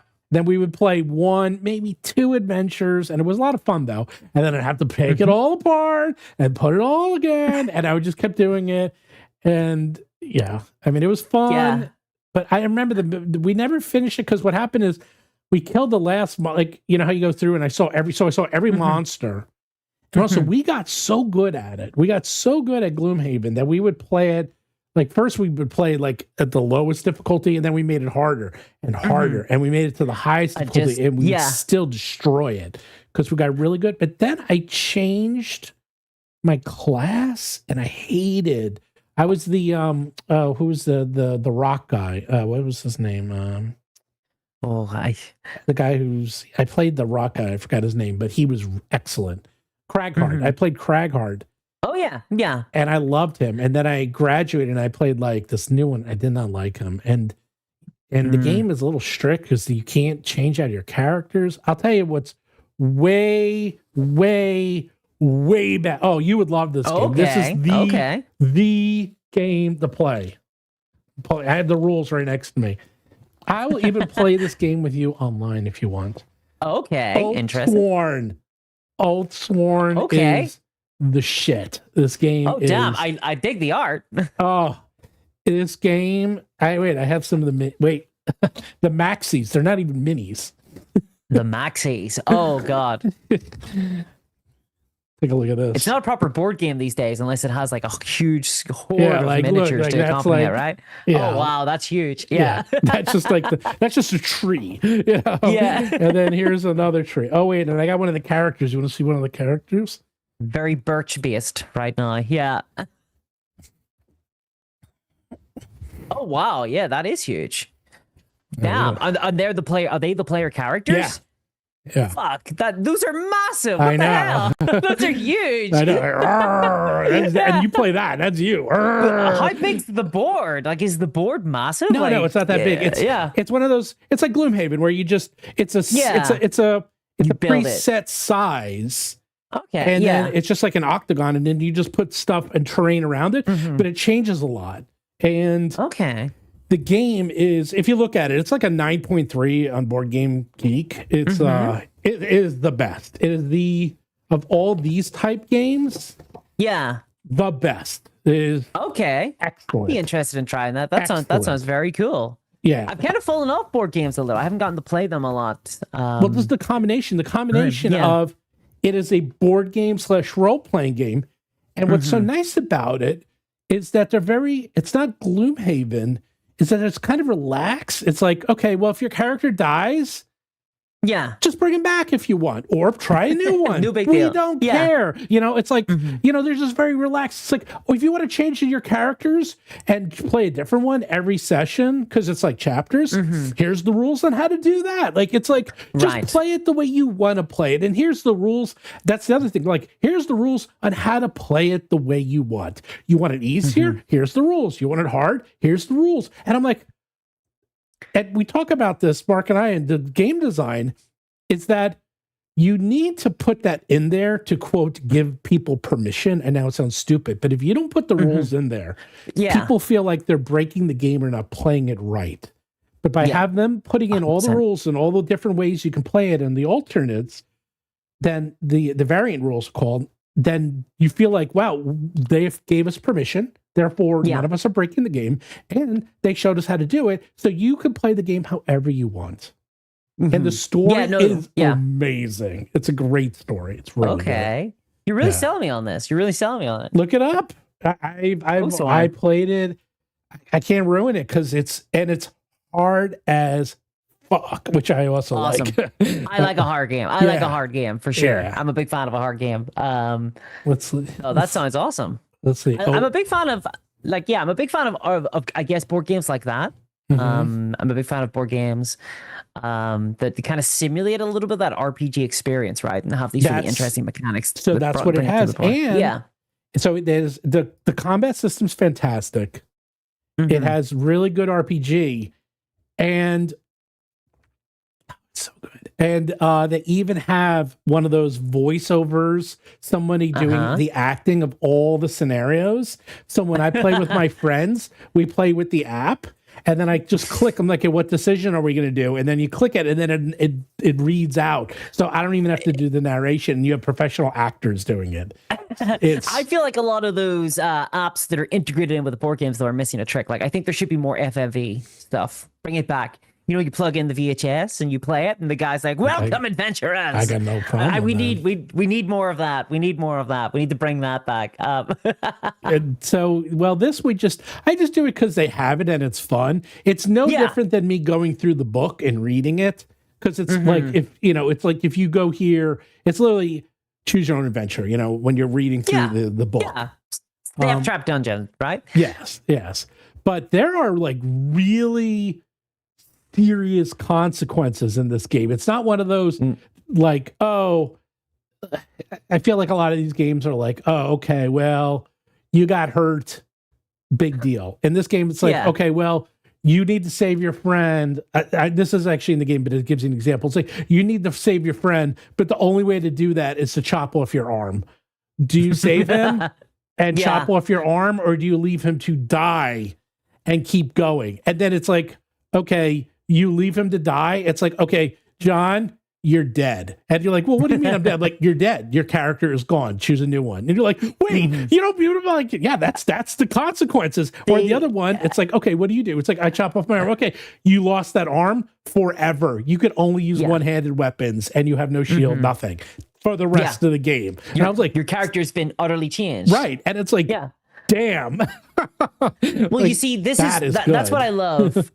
In the sort of war game space, there's been a really big rise of people who are very nostalgic for Mordheim, which is a sort of like is a war game, but it has these in between scenarios. If you get knocked out, you're one of your guys gets like killed or whatever, or knocked out in the game, like they either die permanently, like that's it, they're out of the campaign, or you're like rolling on a table to see what happens. And there's games where there's scenario like events that occur between games, so you're rolling on a table and it's like a goblin has arrived and he wants to sell you this magic orb, like, do you buy it, yes or no? And you're like, okay, damn, I'll buy this orb. And then it turns out that the orb like melts your face when you look at it, and you're like, damn, I just lost a dude. And that's a ton, like that kind of emergent storytelling that happens both in games and like kind of in between the games. I think that a board game like that's really tapping into. It's a ton of fun. It's just there's so much joy to it. The thing I like about board games like that, though, and RPGs, is that they're not competitive, right? You're kind of playing with people. It's not adversarial. My problem with war games that try to do this is it's like I feel like I'm getting screwed when I get a bad event, and it's going to impact like our match when we play each other. Like, you might have had an amazing event. You might have been like, oh, dude, I just won the lottery. I got all this money. Look at all this money I have. And then I'm like, dude, I bought the bad orb. I'm screwed. My best fighter just had their face melted off. That's not as fun, because all I can think of is like, I'm going to be boned for the next session. But at least with that, with a board game where you're all playing together, it's more like, okay, this is just, I can actually enjoy this. This is kind of fun, because okay, I might be screwed over a little bit, but you can kind of lead on other players. It's not like you're in competition for things. Well, that's actually, so that thing, that scenario I told you, it's not exactly, but that is in the game, because we were playing and my friend John didn't really like his character. So it was one of those, okay, do you chop off the arm or do you let the guy die? And John's like, let me die. I don't like my character anyhow. And they're like, really? You go, yeah. And he goes, okay. I'm like, John, and then we went through it. It's like, okay, your character is dead. He's like, great. Let me look at the new ones. And it was like, wow, he really died. Like, but it was part of the story. I was like, damn. Yeah. because to that, I think that's actually a great, I think that's a great intro to role playing for people who'd be more board gamers, because I feel like that gets to the heart of role playing. It's like, do you want to make a decision and do a thing that will have impact on the world and impact on your character and impact on, so are you going to do it? And it gets you into the headspace of your character. Because I feel like I couldn't, if I was playing a certain type of character in a board game, I would still be like, I'm going to save him. I'm going to save him. There's no way I let this guy die. You know what I mean? Like, my character would just save this guy. I'm like a paladin, dude. I'll cut off my arm. I'm going to do it. That's and John literally, he's like, because Chris and my friends are going like, oh, we'll save you. He's like, don't save me. Don't worry. It's okay, guys. So it's like, really? He goes, yeah, it's fine. You don't need to save me. It's totally cool. And then they're like, okay. And then he had his heroic moment. He sacrificed himself. He killed everyone, and then he died. And then, and it was like, damn. And I was like, wow, that really happened. Like, that wasn't like... You need to have the consequences to have those moments, those like epic moments that you'll talk about later on and be like, that was really cool when this happened. Well, that's also why... Did you play Baldur's Gate 3? Or did you not get I did. I never got to complete it, but I got pretty far. You got enough. Yeah, that's why, because Baldur's Gate 3 that was the only game I played in a long time where it's like, I want to do this crazy thing, and they're like, okay, not only can you do that, but we anticipated you doing it, and here's the it was like, oh my god, they thought of everything. And I mean, they really did. Like, I was doing the strangest stuff, and then sure enough there would be custom dialogue, and I would be like, God damn it, man. That's what I knew. I knew that thing was going to go out of control because the amount of work in that game. And that was the problem, like with BioWare. So back in the early 2000s, BioWare was the old, oh, you can be the good guy or the bad guy, but really it didn't. Renegade or Paragon. It didn't matter. Right. Right. You remember. And it was like, it didn't really matter that much. Like, there was a small difference. But Baldur's Gate 3, it's like, no. You could kill off all your characters and the game keeps going. And now that character's gone. Like, the character left the party. They're not coming back. You have to continue playing this game without that character. And you're like, damn, how did they do that? Like, how did they figure this out? So it's like nothing breaks the game. And it is. That's why all the developers came out afterwards and they all said, don't expect our games to be like this, because this is a nightmare. Like, to program this. It's like, dude, they had 400 programmers plus thousands and thousands of freelancers over the course of 7 years to make that game. We're not doing this. Like, everyone's and even then, I feel like as the acts went on, as you went deeper into the game, that became less and less. Like, the freedom reduced each time. You know, because actually, well, that's the thing. I waited. I played it, then I stopped because, well, I'm a huge fan of Larian. They always do this.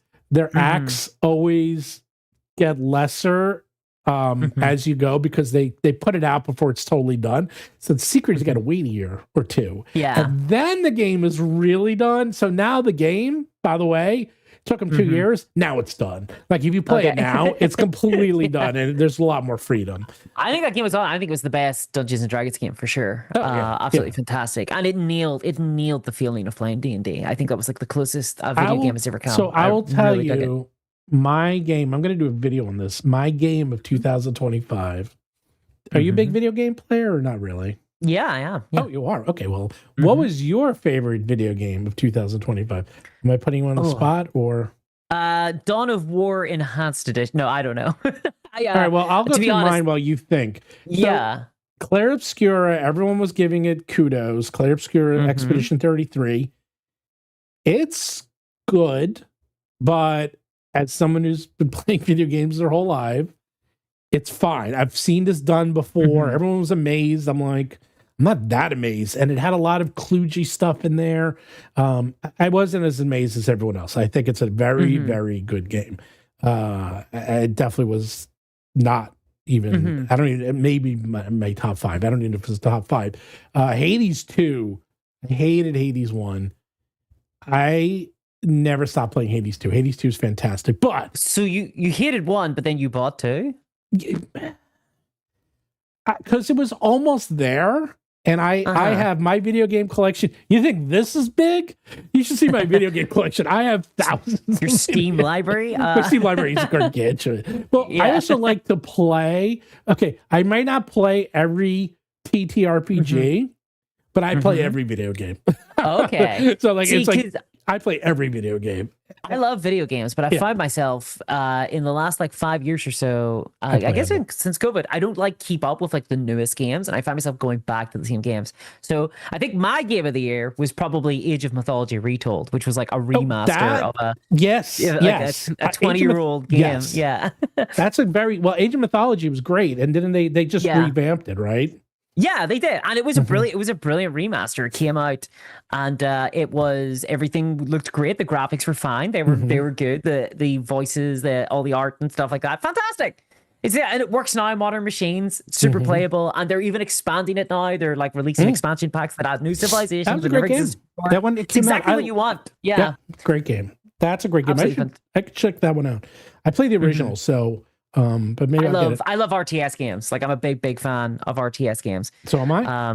Yeah. Well, that's so okay. I have to plug this, but it's relevant. Okay. Well, I can go RTS. I'm a huge fan of RTS. I used to play Dune 2 Okay. all the time. And Reddit, Red Alert, Yes. Command and Conquer. Yeah, Command and Conquer. Yeah. Okay. Yeah. You're speaking my language. I love I met RTS Kane. games. I met Kane multiple You times. met Joe Cookett. Okay. Yes. That's well, sick. he worked yeah. at EA. And back when I used to be Gaming Steve, I used to cover all the EA games, and he was there because they were doing Red Alert 2, and I was covering it, and he was there to promote it. And he even did a little video thing for me. And as Kane, he did a stinger for me promoting my channel to my podcast at the time. Oh wow. Yeah. Damn. Okay, that is awesome. That is really cool. I'm super jealous. You got the best stories there. So I did create a war game this year. So that would probably be my favorite game of the year. I did see that. That's Little Big War. And it can be bought on War Game Vault or on Patreon. However, that was designed to emulate a real-time strategy game. It's designed to emulate RTS games. So you don't start with like models that you just put down on the table. You build a base. So you start with a command center. There's 2 different factions, and then you start building your barracks and you build your war factory and you start trying to grab resources on the map. I love that. And then you got to fight each other. And it's got that classic, you can either build up your base and go for like super weapons, or you can try and rush people and destroy their economy with like buggies and things. And because there was no game that I could find on the market that actually did that. And it was a ton of fun. Little Big War. Check it out. That was based on my love of RTS games of like the 2000s. That seem to be having a little bit of a moment now. They seem to be kind of coming back a little bit. We're in a little bit of a golden age for RTS. Forge alliances, wage wars, start your wargaming journey today. No, that's not it. That's not it. Well, give me the link. I'll promote it. Give me the link. I don't know what it is. Little Big War game. Little Big War or Wars? Little Big War. Oh, damn. I'm on Board Game Geek. Nice. Hell yeah. Here, send it to me. Oh, Jess is yelling at me because she's like, let her promote it. I'm like, okay, Jess. I didn't know she was trying to promote it. Hold on. Yeah, hold on. You gotta do the plug, you know? I know. That's fine by me. Okay. I was just talking. I didn't realize you were trying to plug something. I'm too stupid. Hell yeah. There you go. Yeah. This Christmas, get yourself a gift. There you go. Get yourself a gift. Yeah. Drive. Let's see. Little Big War. Whoops. Oh, is this the one you want me to look at the design and help a little? Maybe it is. Yeah, it is. Yeah. No, I like the top graphic. Let's see. Yeah. So my problem with a lot of war games was it felt like you just put down your army, like you did all the exciting base building, like army building stuff. Because I love building armies. You do that all off the table by yourself. Whereas I was like, hey, you should be able to build up your composite and react to what the opponent's building. So there's this kind of meta, you know, you try to go for the resources. So I build some fast buggies to destroy your harvesters. So you build some infantry, or you build like a tank to try and blow up my buggies. How long does it take to play? Yeah. 30, 40 minutes. Ooh. Yeah. It's very fast paced. Cool. It depends. So there's kind of an inbuilt end to the game because you will eventually get your super weapons out and just blow up the enemy. Of course. So you gotta like, you know, you gotta fight. You can't just like hang back and just build turrets and defend and things like that. Yeah. Oh yeah. Nuclear weapons, giant god machines, you know. 2 distinct factions. One of them based on a Command and Conquer style one. The other one based on weird aliens and magic technology. It's got it all. It's got it all. Right. I'm really bad at plugging this. So. You're no worse than anyone else. I did know, I mean, on your channel, I know you mentioned it a few times. You need to, about the sneeze. Do you have any like scenarios for people to play? So I tried to keep it pretty light. So, because I wanted to keep the price point of it down. So the scenarios, there's 4 different like skirmish maps right now, is what I call them, you know? So there's 4 different kind of maps, but honestly, it's like pages. Wow. Yeah. It's an Electrum bestseller. That's pretty good. Yeah. So it's one of those games where it's very light. It's just the core engine and sort of like a bunch of like skirmish maps and 2 tech trees, 2 different factions that can play against each other. That's cool. Yeah. I'm working on a 3rd faction right now, which is a ton of fun. Oh. Yeah. You know what this reminds me of? What's it? Nuragima Hex. You know that game? Yeah, I have played that game. Yeah. That's the hex grid based one, right? Yeah. And there's all the different factions. And they each play differently. It's I played that similar. in Sweden like 10 years ago. Yeah. It's funny because the whole game, the game is like this big. It's like the size of your head, and that's it. That's the whole game. And yet it's so complex. There's like so much going on. Yeah. And every faction completely split. And I would sit there playing with my friends, and we're just like these huge hunking guys. Like, little board. We're like what are you guys doing? It's like we're playing the little board game, And it's like it's almost the first time in my life I think it's too small. It actually needs to be a little bigger. You want it to be bigger. You want it to be so bigger. Tiny. Yeah. Yeah. So Little Big War is designed, you can play it on a coffee table. So it's coffee table size. So it's not tiny, you know, because it's still a war game, you know, you still got minis and you've still got little buildings and things like that. Or you can print off little pages or tokens, whatever, and put them down because it doesn't use the 3D space. If you can see something, if you can draw like a line through it and things like that. So what do you think of one-page rules? Because how do they do? Like I know people there, and it's like they give everything away for free, and yet they make like millions of dollars. Yeah, because where they make the money. See, I told you this, Stephen. It's in the miniatures. Yeah, they make money in selling the kind of STL files so people can print them at home. And One Page Rules is awesome because One Page Rules, I think they did something very clever. They identified what it was that people wanted from Warhammer, but Games Workshop didn't know, which was just an excuse to play with their miniatures.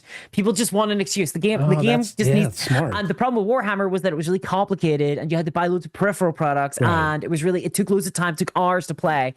And One Page Rules lets you take your Warhammer collection that you already have, that you're already going to buy, and take it and put it down on a table and play a game that's super quick, very easy to play, and literally anyone can play it. You can introduce it to kids. It's what I would always describe it as is like the best introductory war game to play to get into wargaming, basically, because it doesn't do anything like particularly unique, right? It just does it really cleanly and it's really accessible. You move and shoot, you move and shoot. You can just run around and you just have an excuse to play with your toys that you bought and that you're painting and do all that hobby stuff. And you have a reason to play. I love One Page Rules. I think it's really awesome. I think it's gotten a ton of people into wargaming that wouldn't have gotten into it otherwise. And it's based on, I mean, you know, they were also kind of right place, right time.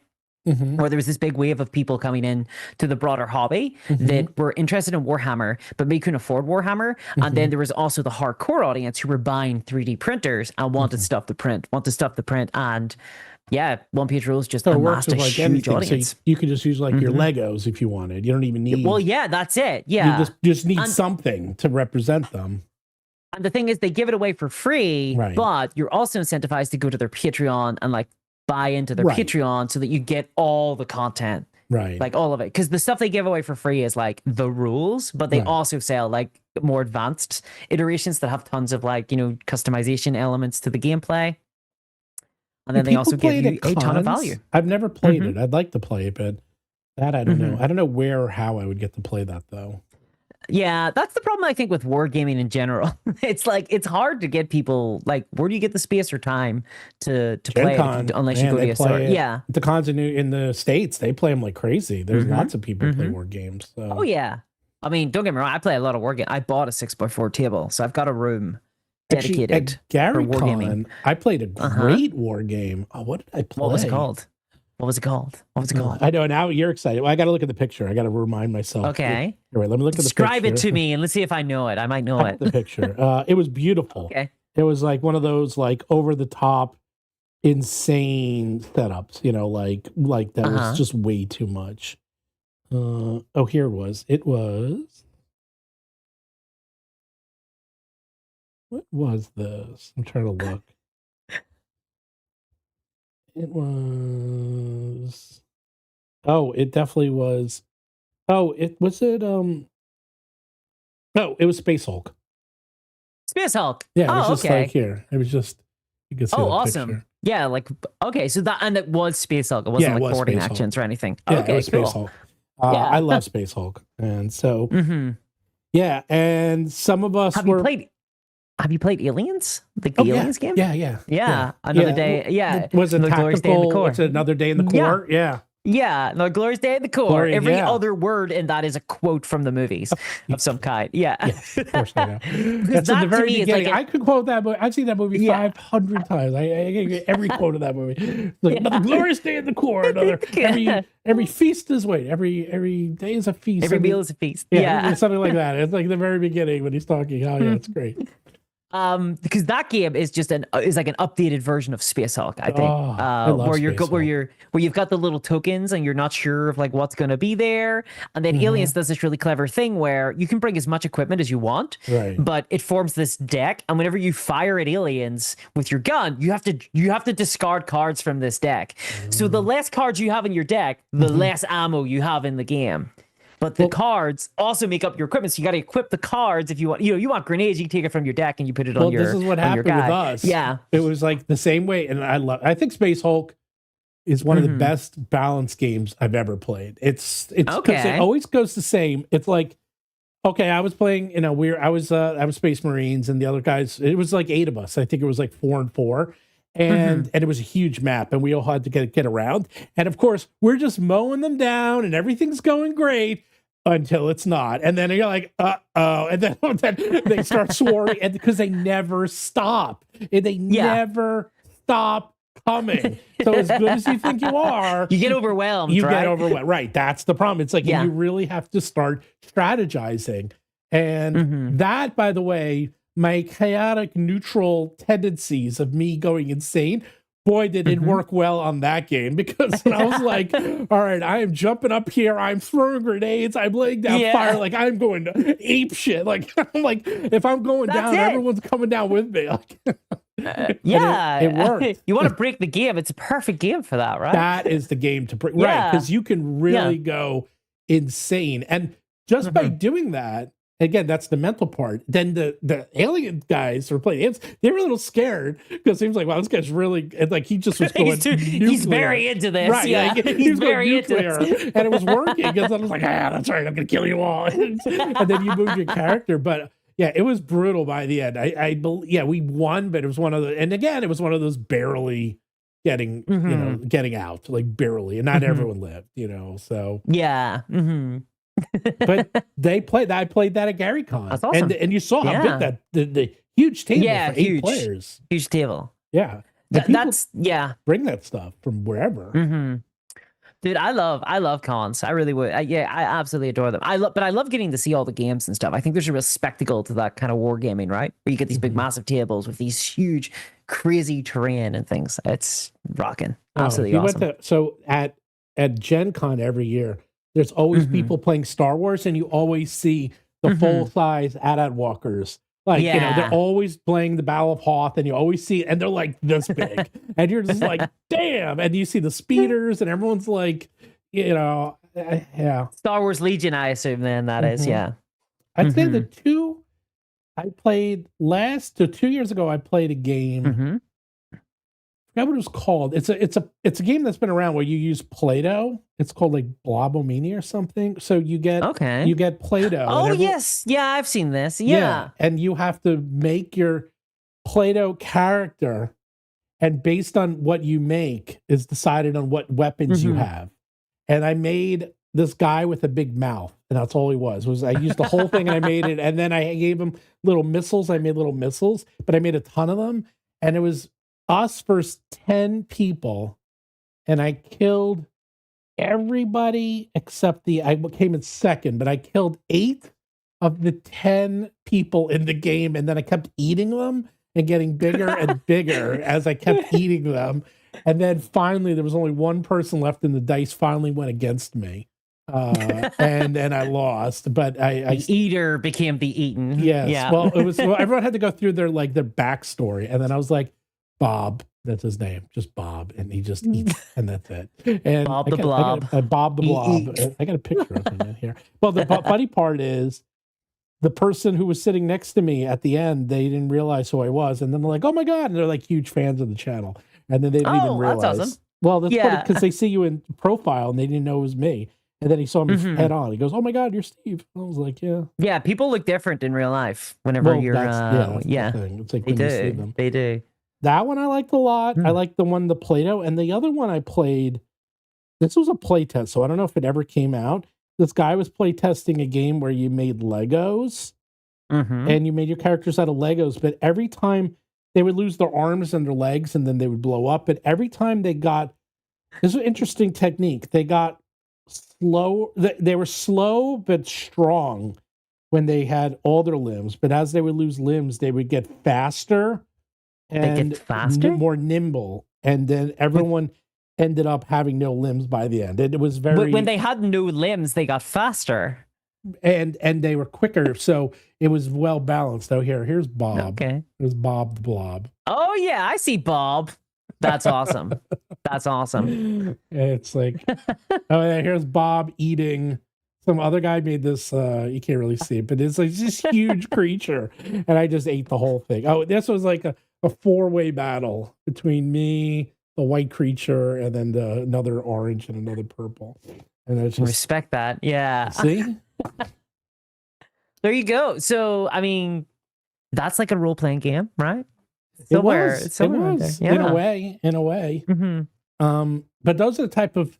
I actually do have some Warhammer. I played Warhammer. The problem with Warhammer, I feel like Warhammer is almost like decided like by the first turn, almost. Like you can almost tell who's going to win and who's going to lose, almost. Yeah, I think a lot of the earlier editions were like that for sure. Because it used to be decided pretty much because it's I go, you go. So I go with my entire army and I shoot your army, and then you get to go, but you've lost like half your guys to my gun, so now whenever you return fire, it's just going to be way less effective. But I think that in like the last 10 years, sort of war game design, there's been this explosion, much like RPGs, right? There's been this huge explosion in war games of all these different variety of mechanics and innovations in systems that I think that have just made wargaming just so much more fun. With Warhammer, I think you get a little bit less of that these days, but that's because they've really gone for the competitive side of things. So everything's very cookie cutter, right? Like you will have like 6 different maps, and those are the only maps that you're allowed to play if you want to play competitively. And they're designed to like break up line of fire and stop like people from just shooting the other person. So cover's like a really big deal now. But it's very competitive, and it sort of takes a lot of the joy out of the modeling side of things. Because one of the things I loved about Warhammer was building up a big custom table and having like, oh, this is like a hive city, so we're gonna have like these buildings here and there, and we're fighting over this like big factory or this big massive like vat of acid.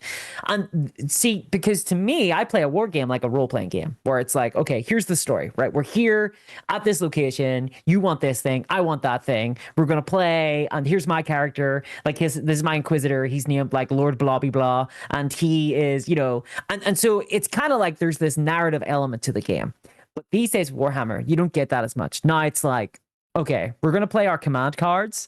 We're going to do like get our command points, accumulate them, and then I'm going to use this special ability of my army. And it's more like a game, right? It is more towards the game side of things.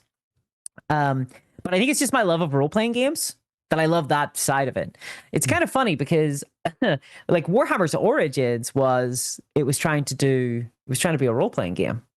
Right? So it was trying to be a role-playing game, whereas Dungeons and Dragons Origins it was trying to be a war game. So they were they kind of went the opposite direction from their inception. I remember, so that's how old I am. I think it was like 89 when the Warhammer Fantasy Warhammer role-playing game came out. And I just loved the art. I was like, oh my God, this looks amazing. And it was it was really brutal. It was beautiful. I was like, wow, this is a cool game. It was so much better than D&D at the time because D&D was a mess. Well, it has so much personality. I think it just has a vibe, And I think that for 90% of like what gets a sale, I think is just vibe for these types of products. It's just people look at it and they go, "That looks so cool. I want that." Like it's Morkborg. It's the reason for Morkborg's success, right? People see it and they want that art. Warhammer's art has always been absolutely incredible. I'm a huge fan of it. Like I still collect a lot of the old codices from like 3rd and 4th and 5th edition just for the art, I'm trying to see. Wait, what year did Fantasy Warhammer Fantasy come out? Wasn't it the 70s for Warhammer Fantasy Battles? Well, no, I'm looking to see they said 86 is when Fantasy Roleplay book came out. I'm trying to see or is it 2nd edition? What's the famous one? The one that's I'm trying to look at all Rogue Trader? No. They I'm just looking. I'm trying to see it. Oh, here it is. Warhammer Roleplay, the Grim World of Perilous Adventure. That's the Are you thinking of Dark Heresy? Like, or is it 40K or fantasy? I'm just gonna send it to you. This one. That one. I see someone in chat there. Gloom-Eyed Prince says, I'd be curious to see how Warhammer played done that way, referring to a previous commenter who said that they want to see alternating activations. To be honest, Gloom-Eyed Prince, the vast majority of war games now use some sort of alternating activation. So it's not just I go with all my stuff and you go with all your stuff. Like 99% of them are I'll activate like one unit, then you activate one unit. And so most games are doing something interesting with activations. I think that's been a space where a massive innovation has happened. I was playing a game the other day called Conquest, Last Argument of Kings, which is where you have a number of cards and they, you've got a card for like your men at arms and a card for your militia bowmen. And before the game begins, at the beginning of the turn, you stack them. And then I'll draw my top card and I have to activate that unit. Then you draw your top card. You have to activate that unit and we go back and forth. But we had to decide what we were doing before, like at the beginning of the turn. So we don't know, we can't, we have to react, and think, okay, how's this game matched? How's this turn going to go? So there's tons of like innovation in this space and gameplay has really moved on from like Warhammer of like the early 2000s, as much as I loved it, because that's where I got into wargaming. I mean, that definitely makes sense. Well, think about it. Everyone always starts, everything iterates and everything gets better because that sounds much more fun that you have like a deck and you maybe like alternated. And then, there's actual real strategy. It's not like, oh, well, I built a better army than you. It's like, yeah, but I'm better at strategy and I can prove it. Let me show you. Well, there are some who would argue that actually a lot of the meat of, especially Warhammer Fantasy in the old days, a lot of the meat of the content of that game was building your army, right? Because there were so many decisions to be made. You'd be like, I'm going to have this prince and he's going to like this general. And he's going to have like, well, at that point, then why even bother playing it? It's sword. Like, you could just say, here's my army, here's my army. Okay, you win. That's it. You don't even play. Yeah. Most of the time people wouldn't play. They would sit at home and they would build lists, Right. But It's like rolling up a character for D&D and showing up with like a massive stack of pages the next day. That's why I like sport, because at the end of the day, anyone can beat anyone. Even the best teams can lose to the worst teams in professional sports, and it happens all the time. That's why you have the game. And that's the thing. If you make it with that little bit of chance, like we were saying, it's like, well, you have alternate turns or you alternate units and it's a little random. It's like, well, then you really have to know how to play the game, even if you have the best, even if you have the best army. Well, if you don't play well, you'll still lose. So, but I mean, even with Warhammer 40K these days, like you'll still see the best players win, but whether or not, because Warhammer's gone very competitive minded. So it means the rules are very precise. They are very wordy, very complicated in a lot of ways. And there's a lot of these kind of abstract elements like points and commands that you can do. And like it's actually moving more towards Magic the Gathering in terms of its gameplay style. I think it's so funny. Yeah. D&D is moving towards Magic the Gathering. Warhammer, it's like, okay, at the end of the day, it's all going to be Magic the Gathering. It's making a lot of money, like everybody's like, I want that. That's what woke everyone up, because they're like, okay, wait a second. It's making over $1 billion and it's doing it consistently. And everyone's waking up saying, okay, yeah, time to get serious. Let's not fool around anymore. So in terms of gameplay, like Warhammer is all about making decisions about just like kind of what sub-faction you want to pick, which gives you access to like 6 different special abilities that you can do by using your resources, which are called command points, and you gain one of those each turn. And so you can like gather them out and then spend them on special abilities, like and then every faction has their own abilities. So there's a ton of like customization. So there's a lot to get into, right? Like they're trying to make it it's a lifestyle game in that sense, where you can try and really keep up with the competitive side. Okay, but that's really bad for casual players. Yeah. This is why One Piece I have rules a question so well. for you that maybe you're the only person on planet Earth that can answer. Okay. I don't know if you'll know the answer, but it's a fascinating thing. So back when Lord of the Rings came out, if you remember, there was that Lord of the Rings miniatures game. Yeah. And it was being sold everywhere. I saw that thing everywhere. And it looks beautiful, but I'm like, does anyone play it, and was it any good? So Yeah, people played it.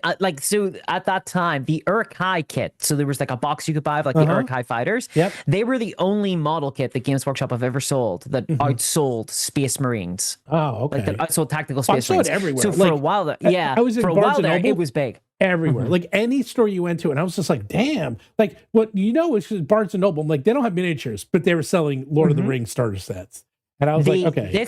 That almost collapsed Games Workshop because in the mid 2000s there was this huge bubble of loads of people getting into Middle Earth strategy battles, and then it collapsed and it absolutely destroyed Games Workshop. Like it was a really bad time for them afterwards because they weren't ready for it. They didn't expect it just to disappear, you know? Funny enough, was it any good? Did you ever play it?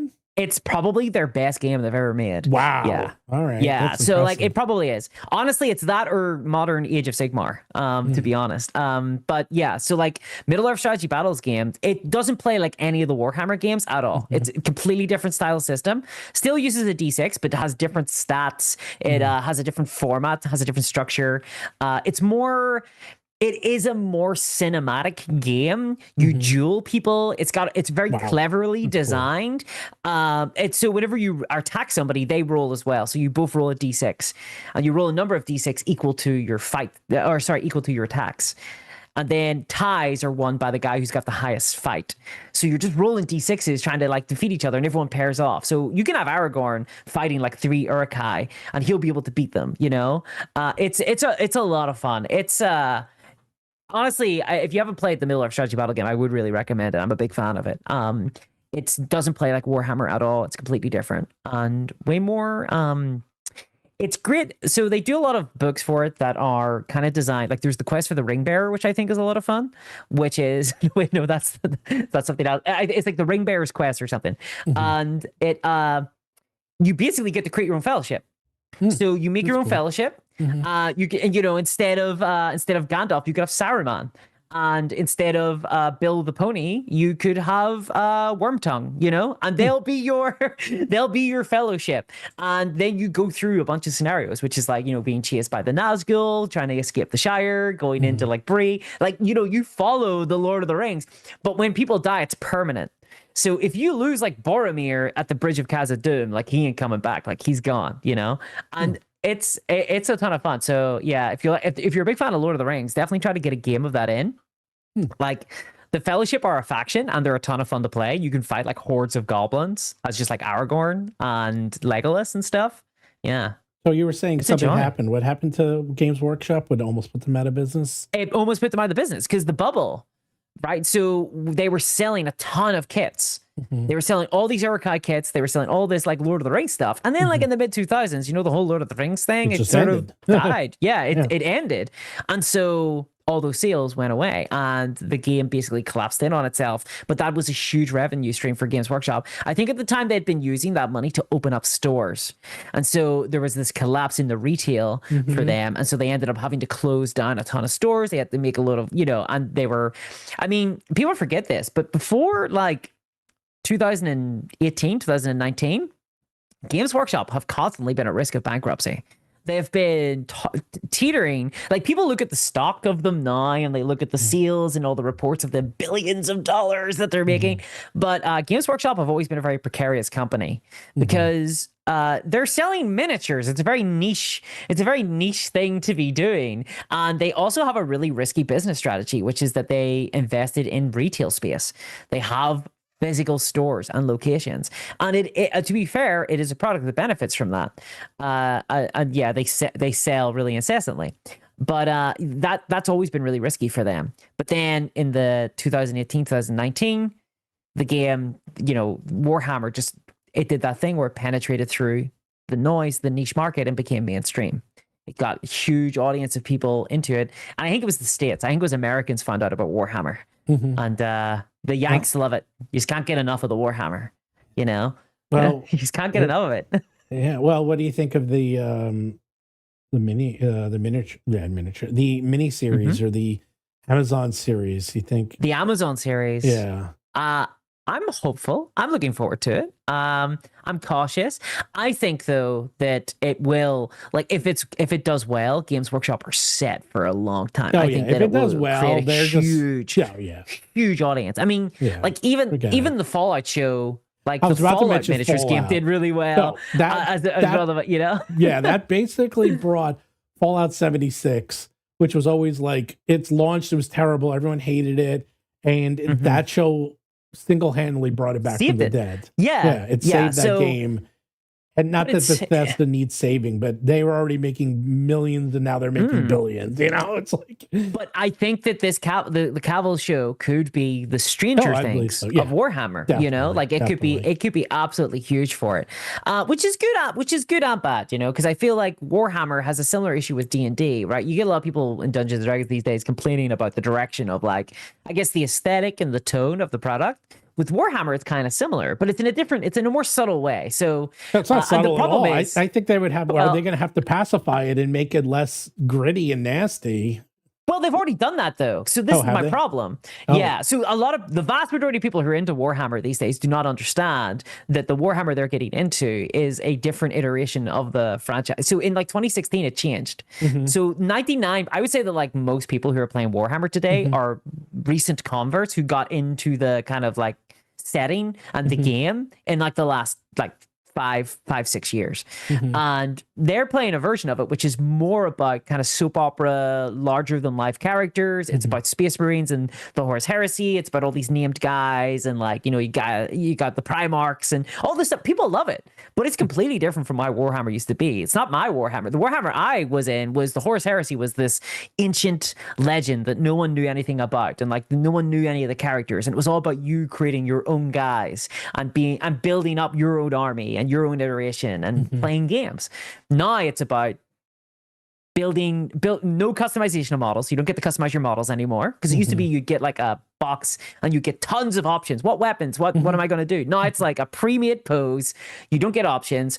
They're all named characters. It's all about trying to sell like very specific things, and it's made them way more money. It's made them way more money. Yeah. Well, but, yeah, that's the secret. I don't like it.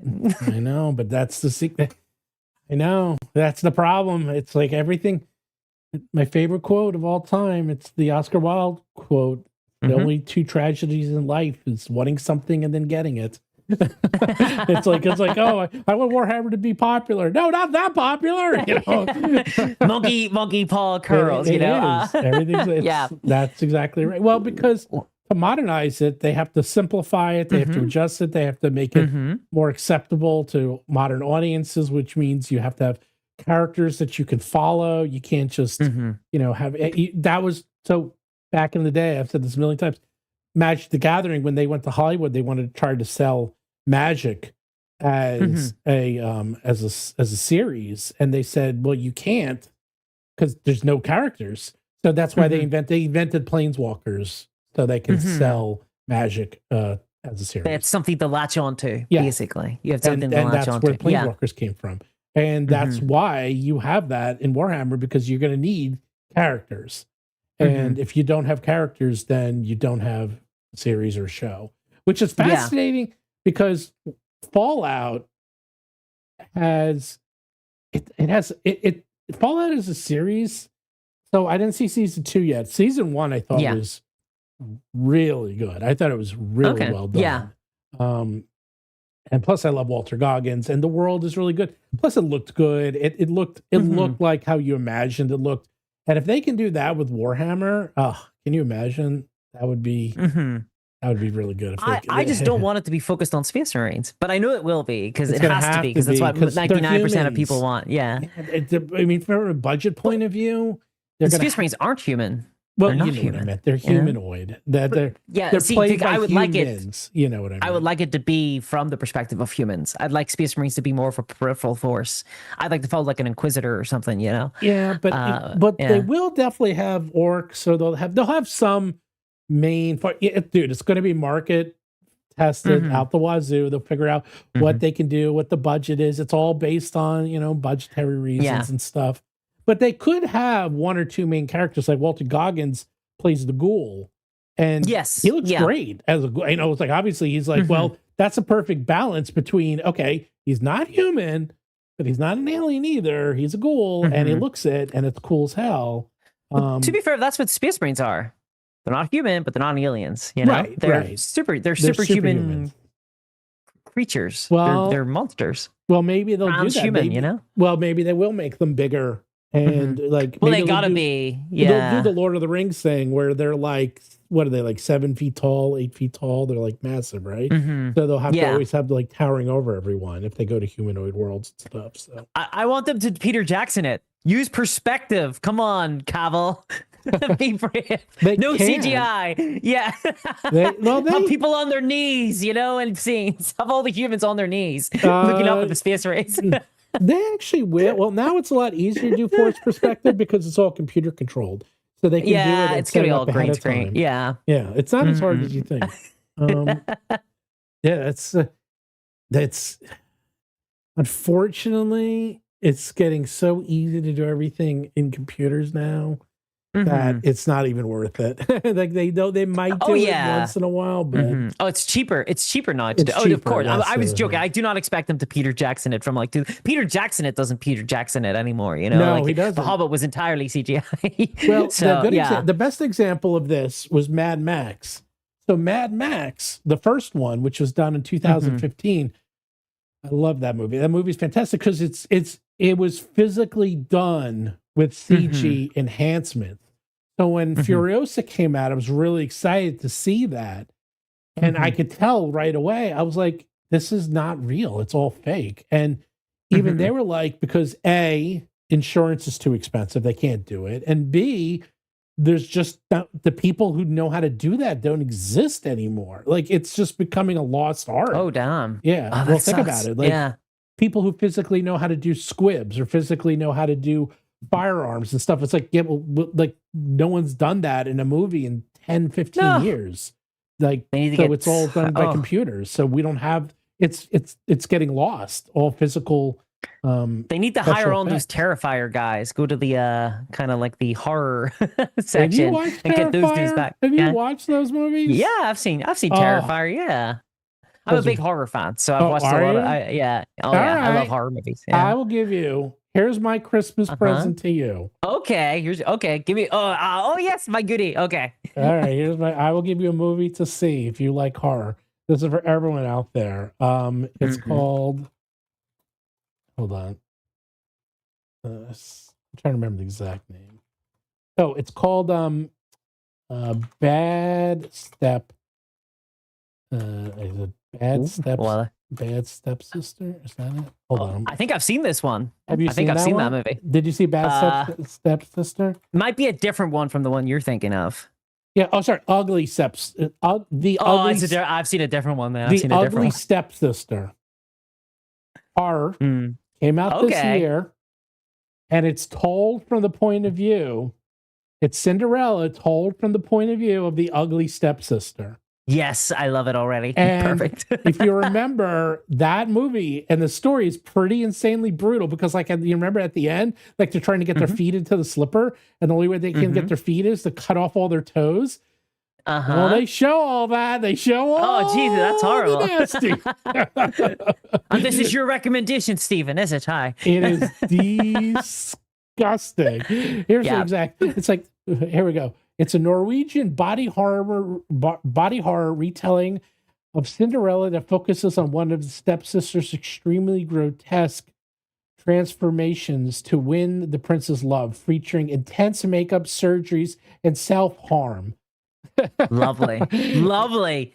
Ho, ho, ho. Merry Christmas, ho, everyone. Ho, ho. Watch a woman cut off her foot. Ho, ho, ho. It's even the trailer. There was. The trailer is gross. And you're like, damn, the trailer is gross? This sign me up. Well, I'll check it out, Stephen. Thanks for the recommendation. It's on like everything, too. I think it's on Amazon. It's easy to find. Okay, it's easy to find. My friend Chris, he dares me to always find him the grossest movies because he loves horror, and I'm always like on the search for things for him because he's like, oh, okay, and then he checks it out, and then he's like, damn, that was nasty. I was like, good. "See, I told Yeah. you." The other one is what's it called? Bone Saw. Oh, what's that? Oh, Bone Saw Tomahawk.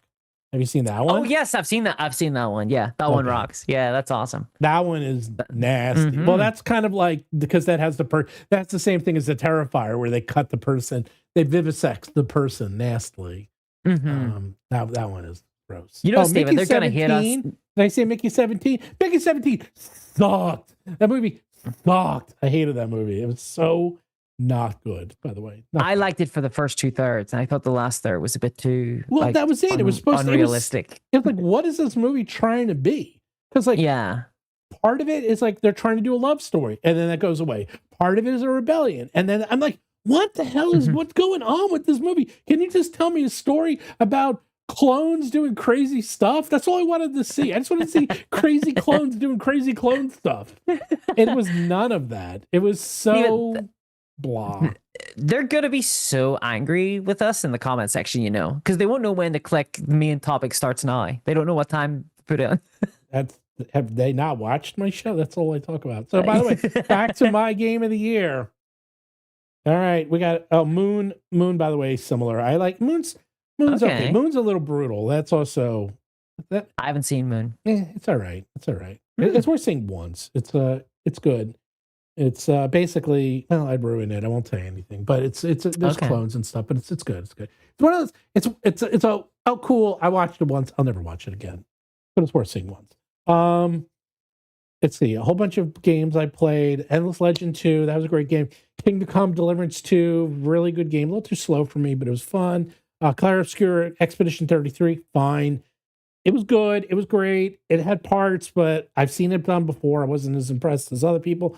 Fall X Pit, that was good. I'm just looking at my thing. 2 Point Museum. So my favorite games of the year. 2 Point Museum. That was one of the best games of the year by far. Hades 2, best game. Probably would have been game of the year. But my game of the year, without a doubt, that's not my game of the year, might be one of my top 5 favorite games ever. And I've been playing games since Pong. Made by Critical Role. Oh, I know what this is. Dispatch. Oh my God, is that game good? That game, I believe if that game came out before Clair Obscura, it would have gotten all the press and it would have gotten all the accolades. But because it came out after, and it came out in October, and it came out episodically, it's been slowly catching up. But it's already sold over 2 million copies. By the way, any game that sells 500,000, it's considered a huge hit. You sell 1 million, that is a gargantuan success. 2 million in 2 months. Very, very, very few games can do that. And what made it so good is exactly what made Baldur's Gate 3 so good, is that there are real you get real questions, and the game totally changes based on your answers. And the ending, there's 20 different types of endings, but there's 3 main endings. And I actually got the bad ending. I didn't even know it at the time. And I watched the other ones, and it's very different. There's parts like you have to literally change. You have a theme. It reminds me of those Telltale games. Well, it's the same, like it's The the same Walking Dead people. and stuff. It's the same people. Interesting. Yep. I am playing it actually. I'm playing. Oh, I am you're playing Dispatch. Yeah, I am. I'm What on episode are you I'm up on like to? the fourth. I'm like the 4th episode or so. So I'm still working my way through it. Well, it's I only like 8, it. and it's but isn't it? Yeah. How good the voiceover? 10 out of 10. Well, I got like Aaron Paul and stuff as the main character. Fantastic. Everything about it, the animation, beautiful. The writing, 10 out of 10. Like, I love when people talk like that. Like, like there's like a bit about there. bros ripping on each other. Like, that's how people talk. Yeah. And the thing about it, that's why I didn't like Clair Obscura as much. Clair Obscura takes place like in a weird fantasy world. And this feels like it's just like The Office, but instead it's for superheroes. It's literally The Office for superheroes. it's very relatable. It's just very easy to relate to. Kind of down to earth, even though it's about these these broader topics. Well, what do you reckon? Do you reckon it will lead to an RPG? Are you going to see like a physical TTRPG set in the dispatch setting? I mean, it is. It's got a lot of Critical Role, right? It's funded by Critical Role. It's got a lot of the voice actors. They're part owners, so part owners of it. Yeah, okay, they're part owners of Ad Hoc. So Ad Hoc and Critical Role, but it was such a gargantuan success. Now the problem is it took them 7 years to make this game, so it wasn't like they just did it very quickly. But they're going to make all of their Critical Role games like this with the animation style, and I'm like, yeah, you guys are going to make $1 billion. Like, not even $1 million. You guys are going to make that is going to make so much money. It's going to sell. Telltale demonstrated it could work, right? But then it sort of collapsed. They didn't, because there was a lot of issues with Telltale. Is that they were very reliant on I can do a whole episode on this IP. Yeah, but the 30-second overview is they got very reliant on IPs, and when the IPs didn't do well, they didn't do well. And it's actually a lot of work and a lot of effort for them to make these games, and because they're episodic, it was a lot, and it sort of fizzled out, and because there's a lot of reasons they fizzled out, but it was just when the IPs didn't succeed, then the games didn't succeed. Well, is that not a warning sign to Hasbro? Is that not a be careful, right? Because that's kind of what's happening with Magic the Gathering now. It can, They're making a lot of money, but there's sets now on the cards. Like, for example, Spider-Man did not perform very well. I'll tell you the one that really didn't perform well is Monster Hunter, because they didn't do it. Like, I'm a big Monster Hunter fan, and even what I read, I'm like, okay, that's not Monster Hunter. That's like a Ryer Canenzi game where you just take some mechanics and throw a setting on top of it. I'm like, no. You have to make it actually work like the game. So that's the problem. But I think they learned their lesson, because they canceled it. I was like, okay. Yeah. That was actually a very smart move, because they were dead serious, and it shows how serious they are by doing it. Well, I actually suspected it might have been like Konami. Maybe they did. Yeah, might have actually insisted that it does get canceled, because the outrage. Like, I mean, I don't follow a lot of Magic the Gathering news. I just peripherally, and even I heard about that. It's like, damn, okay, because that was getting really big, and so I think that it might have penetrated through to Konami, who were like, wait, hold on, what the fuck? The Altars. By the way, also was fantastic. That was one of my favorite games this year. The problem with the Altars is it got a little samey towards the end. There was a lot of busy work on the very last part of the planet. I felt like, all right. That's actually a very common issue with video games, is they feel like they have to make you work for it. And then I'm just like, I'm actually kind of my problem with a lot of modern video games is there's too much content almost, where it just feels like they take so long to complete. Like, I played Silent Hill 1. I've never played Silent Hill 1, but I played it recently for the PS1, and I completed that game in a single sitting. I felt so good about it. I was like, okay, done. That's why that's why I love Dispatch, because I played it and finished it, and then I played it again, because it's not that long, and more importantly, it was like I made different choices, and it was like I was playing a totally different game. And you get that sense of, okay, this is something I can manageably get through. But like, if I buy like an Assassin's Creed game or something, I feel like those games are designed to be padded out, where you've got to like spend like 60 hours in this thing trying to complete what is kind of a bare bones story. I just don't have the time. I don't have the time anymore. Well, that's why I buy a lot, and I say this to people. I'm like, I literally will play a game for maybe 3, 4, 5, 6 hours. And I get it. I'm like, okay, I get it. I see what they're doing. I'm done. Like, I don't need this. If I want to see the story, I'll watch it online. I know, I get the loop. I get the gameplay loop. I don't need to watch the whole thing, because what you're going to do is repeat this for the next 50 hours to tell me 10 hours of story. So I don't need to spend 40 hours on a 10-hour game, or 50 hours on a 10-hour game. Yeah, no, exactly. And that's why I like Dispatch, because it's like it's about, I'd say, about a 6-7 hour game, and it's a 6 and 7 hour story. And I love dispatching. I love setting the even the game part, because people are like, oh, it's not really a game. I'm like, you know what? I love that game part. I love sending out people to it's like a puzzle. Stats.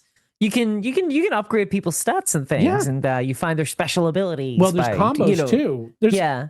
Now I finished it. I've been watching all the videos, and there's actually a lot more to, like, people pair up, and there's secret partnerships. So because you can pair them up, and then they get better based on who they're partnered with. They have different dialogue choices based on who you're with, and I'm like, okay, this is my type of game. It's like a Baldur's Gate type game, but I really like it because, I mean, a little spoiler, like, you have a team and you have to change up your team.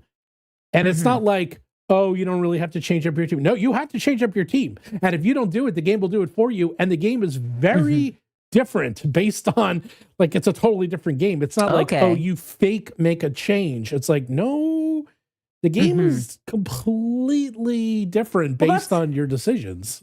That's good to hear, because I think that there are a lot of games out there that they kind of pretend like you're actually making substantive changes, that you are, but it's maybe cosmetic or very minimal sort of elements that actually change. Well, what they do change it, like, so, like, there are parts at the end, like, for example, like, they might show, well, based on your decision, this is what the fight looks like. Based on this is what the fight looks like. And you could tell they basically took the person and kind of swapped them out.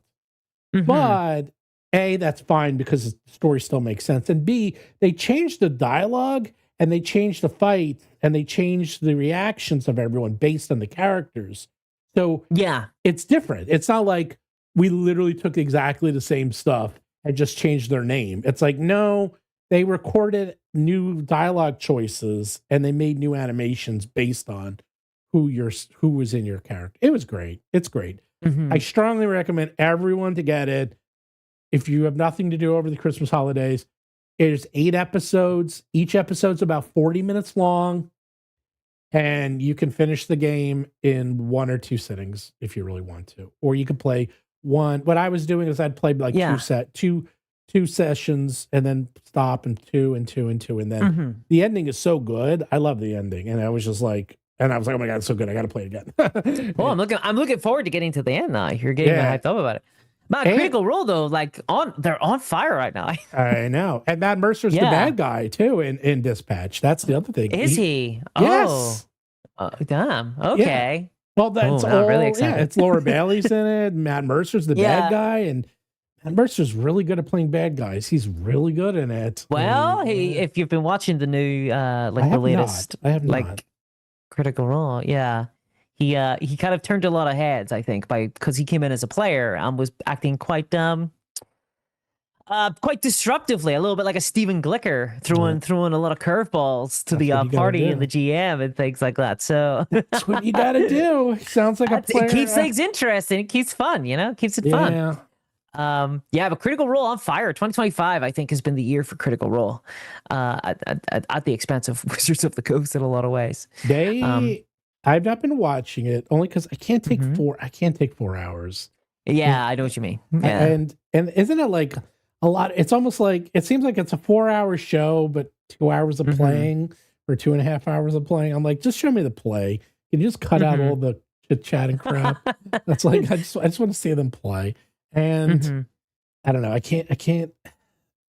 I want to get into it. I really do, but I don't have enough time. I just don't have enough time. If I had 4 hours a week to spend, it's like 4 hours a week or play a game, or 4 hours and watch Pluribus on Apple TV. I'm like, well, I'd rather watch. Damn, there's an episode of Pluribus I haven't watched, actually. Thanks for reminding me about that. Are you watching it? Yeah. Oh, it's so good. It's so good. Well, were you a big X-Files fan? Oh, huge. I mean, I've got on speed dial. I have this. So wow. Yeah, I guess you are. When needed, when needed. Well, because he's going back to his roots. I was so excited. It's science fiction because I'm like, first of all, anything he does, I loved. I thought Breaking Bad was like 10 out of 10, but Better Call Saul, that was an 11 out of 10. That was even 100%. Even better, like way better. I was like, I loved Better Call Saul so much. It was so good. Yeah. Better Call Saul was so good. And Well, it's funny because it's a quieter show, right? It's more character driven. It's more about, and the shots and the direction in it are just absolutely fantastic. And the main bad guy, what's his name? Lalo? Yes. He does bad guys better than anyone I know. Like, you watch his shows and you're like, I'm actually scared. Like, these people, like, because they get he was so scary as a character, as an actor, because he like kills people and doesn't even flinch. Like, to him, it's literally like breathing. Yeah, it's Joker level, you know. It's like Joker level. And he's just like, this is, and he knows it. And the characters, they're super evil. They kill people like it's nothing, and they know it. And they use that not because they're insane. They use that to terrify everyone else, and they use it to their advantage. It is stunning, which makes me worried about Pluribus, because I'm like, he's going to have some of those in there, and I'm not looking forward to that. So Pluribus is really exciting because, you're right. Like, I kind of forgot almost that Vince Gilligan had got a start in X-Files, you know? Right. And it's one of those things where you're like, oh yeah, he does high concept stuff. He does high concept, weird sci-fi and horror stuff as well. And so, because I'm so used to him being from like Breaking Bad, which in a lot of ways, it's not that grounded. It's but it's quite grounded, you know, all things considered. So I've been enjoying Pluribus. I think it's been pretty fun. It's been pretty cool. I've got no idea where it's going, and that's always fun.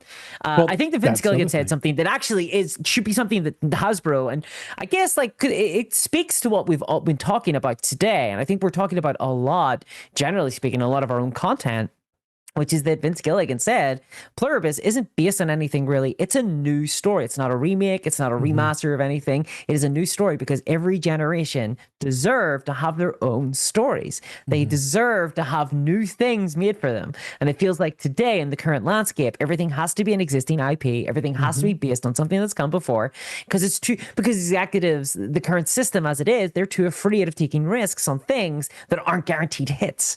And it's really frustrating because it means that we don't get stuff that's new. But what have we been most excited about today that we've been talking about? Things that are new, right? You're talking about Dispatch, entirely new type of content.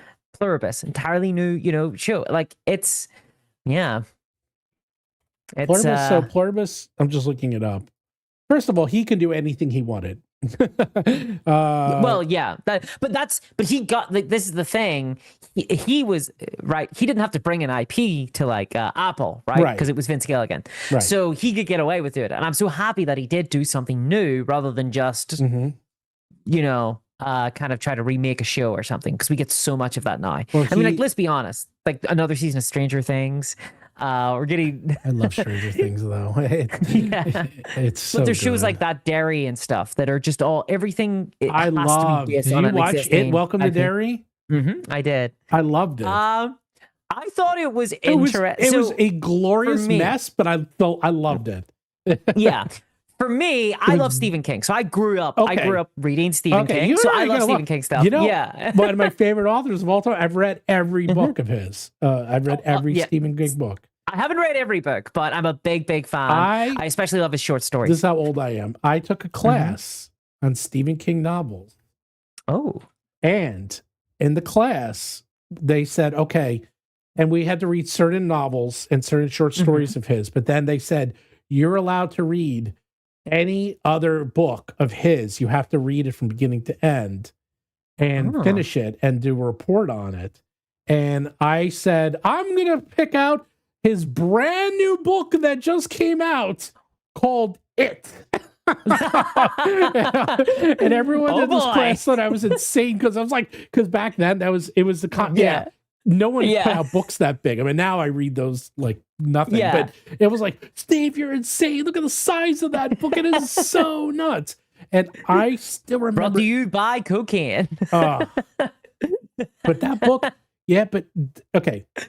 It is incredibly Welcome to Derry. First of all, the gore in that was really well done. Like that first episode, come on. That was so a fantastic first episode. I have problems with that. I have problems with Derry. Oh, really? I enjoyed the show, I think, broadly, but to me, it's kind of like, I don't know if you ever watched Gotham, which was this old show based on like Batman. And I didn't. To me, I had to slot it. I have to slot it in my brain as like in the similar space where like this isn't canon. I'm just going to treat this as its own little thing and just have fun with it. And I enjoyed it as a watch. Like it was a fun, easy watch for me. I would turn it on and have a blast. But I thought that the gore was too CGI based. So there was a lot of elements that I thought were really creepy. Like It the Clown was really creepy, but it would often devolve into like just a CGI monster of some kind. And I feel like the movies had that issue as well. Good though. Like the CGI pickled father looked great. I thought that was very well done. But it was so in your face that it started to get silly. Like it was never scary to me necessarily. It was just. I get it. I get it. They didn't go as much into the psychological, but I will say the black spot, that was good. That episode was. That was good. That was very truly good. Scary, that episode. What I thought that was interesting was, I don't want to spoil anything, but there's like a plan by the military in it that's just batshit crazy. Like it makes no sense. You just hear the plan and you're like, wait, that's your plan. I'm like, look, I imagine that the US military are kind of mad, right? Like I'm fine with them having crazy ideas and plans that you're like, this is nuts. Like this is just overtly evil. Like, what are you doing? That's okay. But their plan literally like makes no sense. Yeah, it made no sense. Well, that's what I said. I was like, it's a glorious mess. Like it is a mess, but it is fun. And the actress, you know who I'm talking about. The one, like first, she's an excellent actress. The one who, what's it, Patty? Not Patty Cake. What was her name? Who was she? You know, the one who was in. She ended up going to the Patty Cakes. Who was the? I'm trying to say without spoilers. The one who got her eye messed up. You know, like she started off. Oh, her. Yes. Yeah. She was like a villain, and then she ends up being like the hero. And I was like, that was a really good arc. Like, sure, and she was a good actress. I was like, who is this actress? She's really good. Yeah. And you have to admit, I was like, I eyeballs, bandsaws. I was like, all right, I'm not. No, I'm like, that was a very effective scene. That was a like, very effective scene. Yeah. That was disgusting. Yeah. That one worked for sure. I feel like it's just, there was often these scenes where I was like, okay, this is creepy. And it would just go to the next level and bring it to silly, if you know what I mean. Like it would just keep escalating it. And it's like, okay, now it's getting a bit wild. Oh, but it was good. It made some twists. There was some decisions in that show that I really did not expect. Like the ending of the first episode, like really surprised me. Yeah, it's like, hey, it's like, okay, you guys like Stephen King, you like horror, you like goofy stuff. We're like it was like a best of. It was like, okay, we're just gonna put lots of cool shit in here and just have fun and put Bill Skarsgård playing it and hamming it up. And I'm like, you know what? This thing is a mess. It's like candy. I was like, I love it. I loved it. I did love when they just started dropping references to other Stephen King properties. Like, and they were just like, and The Shining and like the Mist and like all this stuff. You're like, okay, yeah. But he had one universe before anyone else. He's been doing it since the 70s. Especially if I've read all of his books. They all connect, and he's been doing it because they're all in Bangor, Maine, so everything connects. Everything's in the same place. You know, I mean, the Tower. Yeah, I mean, every one of his books. So he has more of a meta universe. Like he did it, Sanderson did it. Like now, obviously, everyone's doing it. But I have to say, like having the Shine in there, it was good. I mean, I enjoyed it. But quick on Pluralist, it's supposed to be 4 seasons. They said he has. Oh, so he's got it laid out. Yeah, it's a change actually, because I know that Breaking Bad and Better Call Saul, neither of them had plans. No, he said he already knows how he has it all planned out. And that's awesome. That's good. That's sick. Because I remember I've seen a lot of interviews with Vince, and he said when he wrote the scene in Breaking Bad where he buys the machine gun, he said, I had no idea what I was going to do with it. Yeah. He was just like, he just put that in there. But it speaks to being having a really great writer's room that they were able to bring that cogently, right? And they had some twists and turns. Like I know the second season ended up being nothing like they expected it to be, with a certain character ends up not returning that they were originally planning on dedicating the entire season on. And then there was things like Giancarlo, I think his name is. Giancarlo Esposito. He ended up like he was so good they just had to he was supposed to be one and done or like a small and he was so good they just made the whole show like around him. Right? Yeah. So there's that flexibility. And spoilers if you haven't seen the show's 10 years old. So at this point, but I was watching it. And then after the explosion, and he walks out with his tie, and I literally screamed at the screen. I was like, "No fucking way!" I'm like, "There's no way!" And then they pan. I was like, "Oh, okay." Yeah. I was like, "There's no way you lived through that." And then I was like, "Okay." I was literally yelling at the screen. He's got Two-Face. Oh, that was really gross when they did that. Yeah.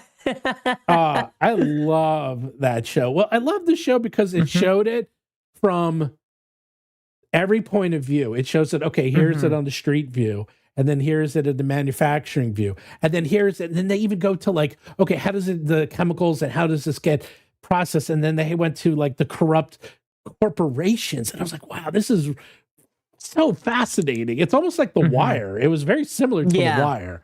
Oh god, The Wire. Okay, Wire is the greatest show ever made. I just rewatched it, and it is the greatest show. Except it is uneven with the later seasons. I get it. Fifth season especially, I think, starts to kind of the politics struggle a little bit.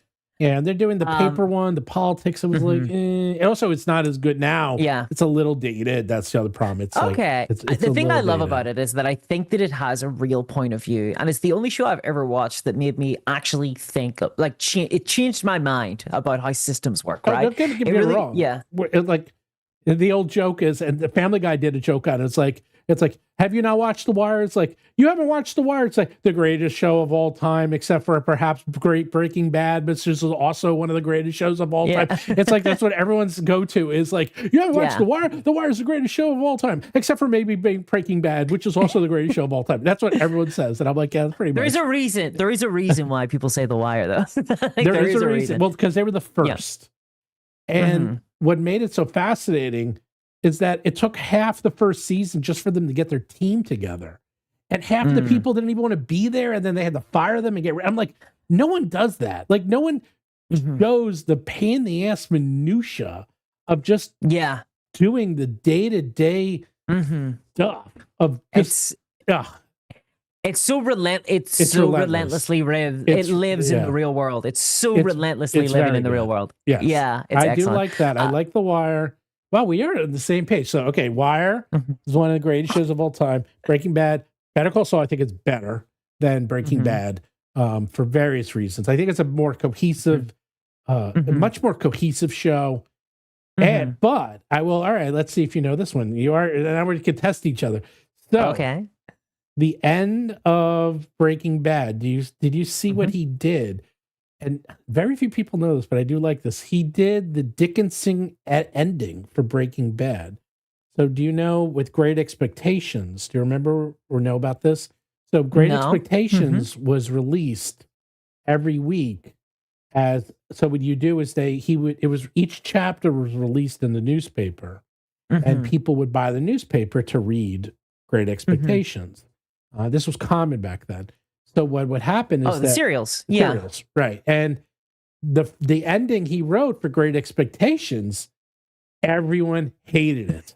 Okay? Yeah. Everyone hated the ending because it was a mid ending.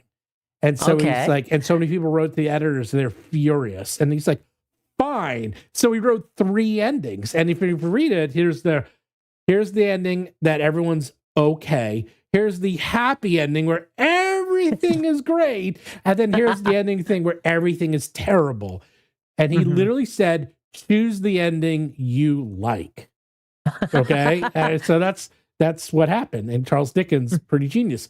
Well, Vince did the same thing. So if you watch the last 3 episodes of Breaking Bad, the second to last episode is the really bad ending. And the show actually could have ended on that. The second to last episode was Asmodeus, and that is considered one of the greatest episodes of all time. And that is I believe that's the happy ending. And then the true ending is the mid ending where it's Yeah. no one really It's wins, g- no one yeah. really loses. But if you watch it That's now, awesome. watch it like that, you're like, oh yeah, you could have ended it at any 3 of those episodes. He did that on purpose. He did the Charles Dickens. Okay. You end it the way you want. If you want a happy ending, choose ending number 2. If you want a bad ending, choose ending number 3. But if you want the real ending, choose ending number 1. There you go. Oh, Yeah. damn. I didn't know that at all. Yeah, I didn't know that at all. Check it out. Chatter complaining that we're not on topic, I think. But here's the thing, chat. You're just witnessing me and Steven having a conversation. That's it. Well, if we were just meeting up, we this would were be on the topic for conversation. like 2 hours. This is anything past 2 hours to me is bonus time. So you want us to go on topic, then you have to ask us questions. Yeah. You're not asking us questions. Did we get an answer to the question? Was 2025 a wake up call for D&D? Yeah, I think so. I think they. Do you think so? So yeah. I'm not sure if they learned lessons from it. Well, they have a new do you person. think that they are going to change how they do things? Yes. Do you think that 2025 was like, okay, we're gonna mix it up? Yeah, 100%. Because let's go back. First, Dan Ayoub is in charge, and he's completely changed. So this stuff I know just because I talked to them. They've totally changed the way they do business. So first of all, that's changed because Dan is now in charge. Second of all, they lost all their heads. Okay.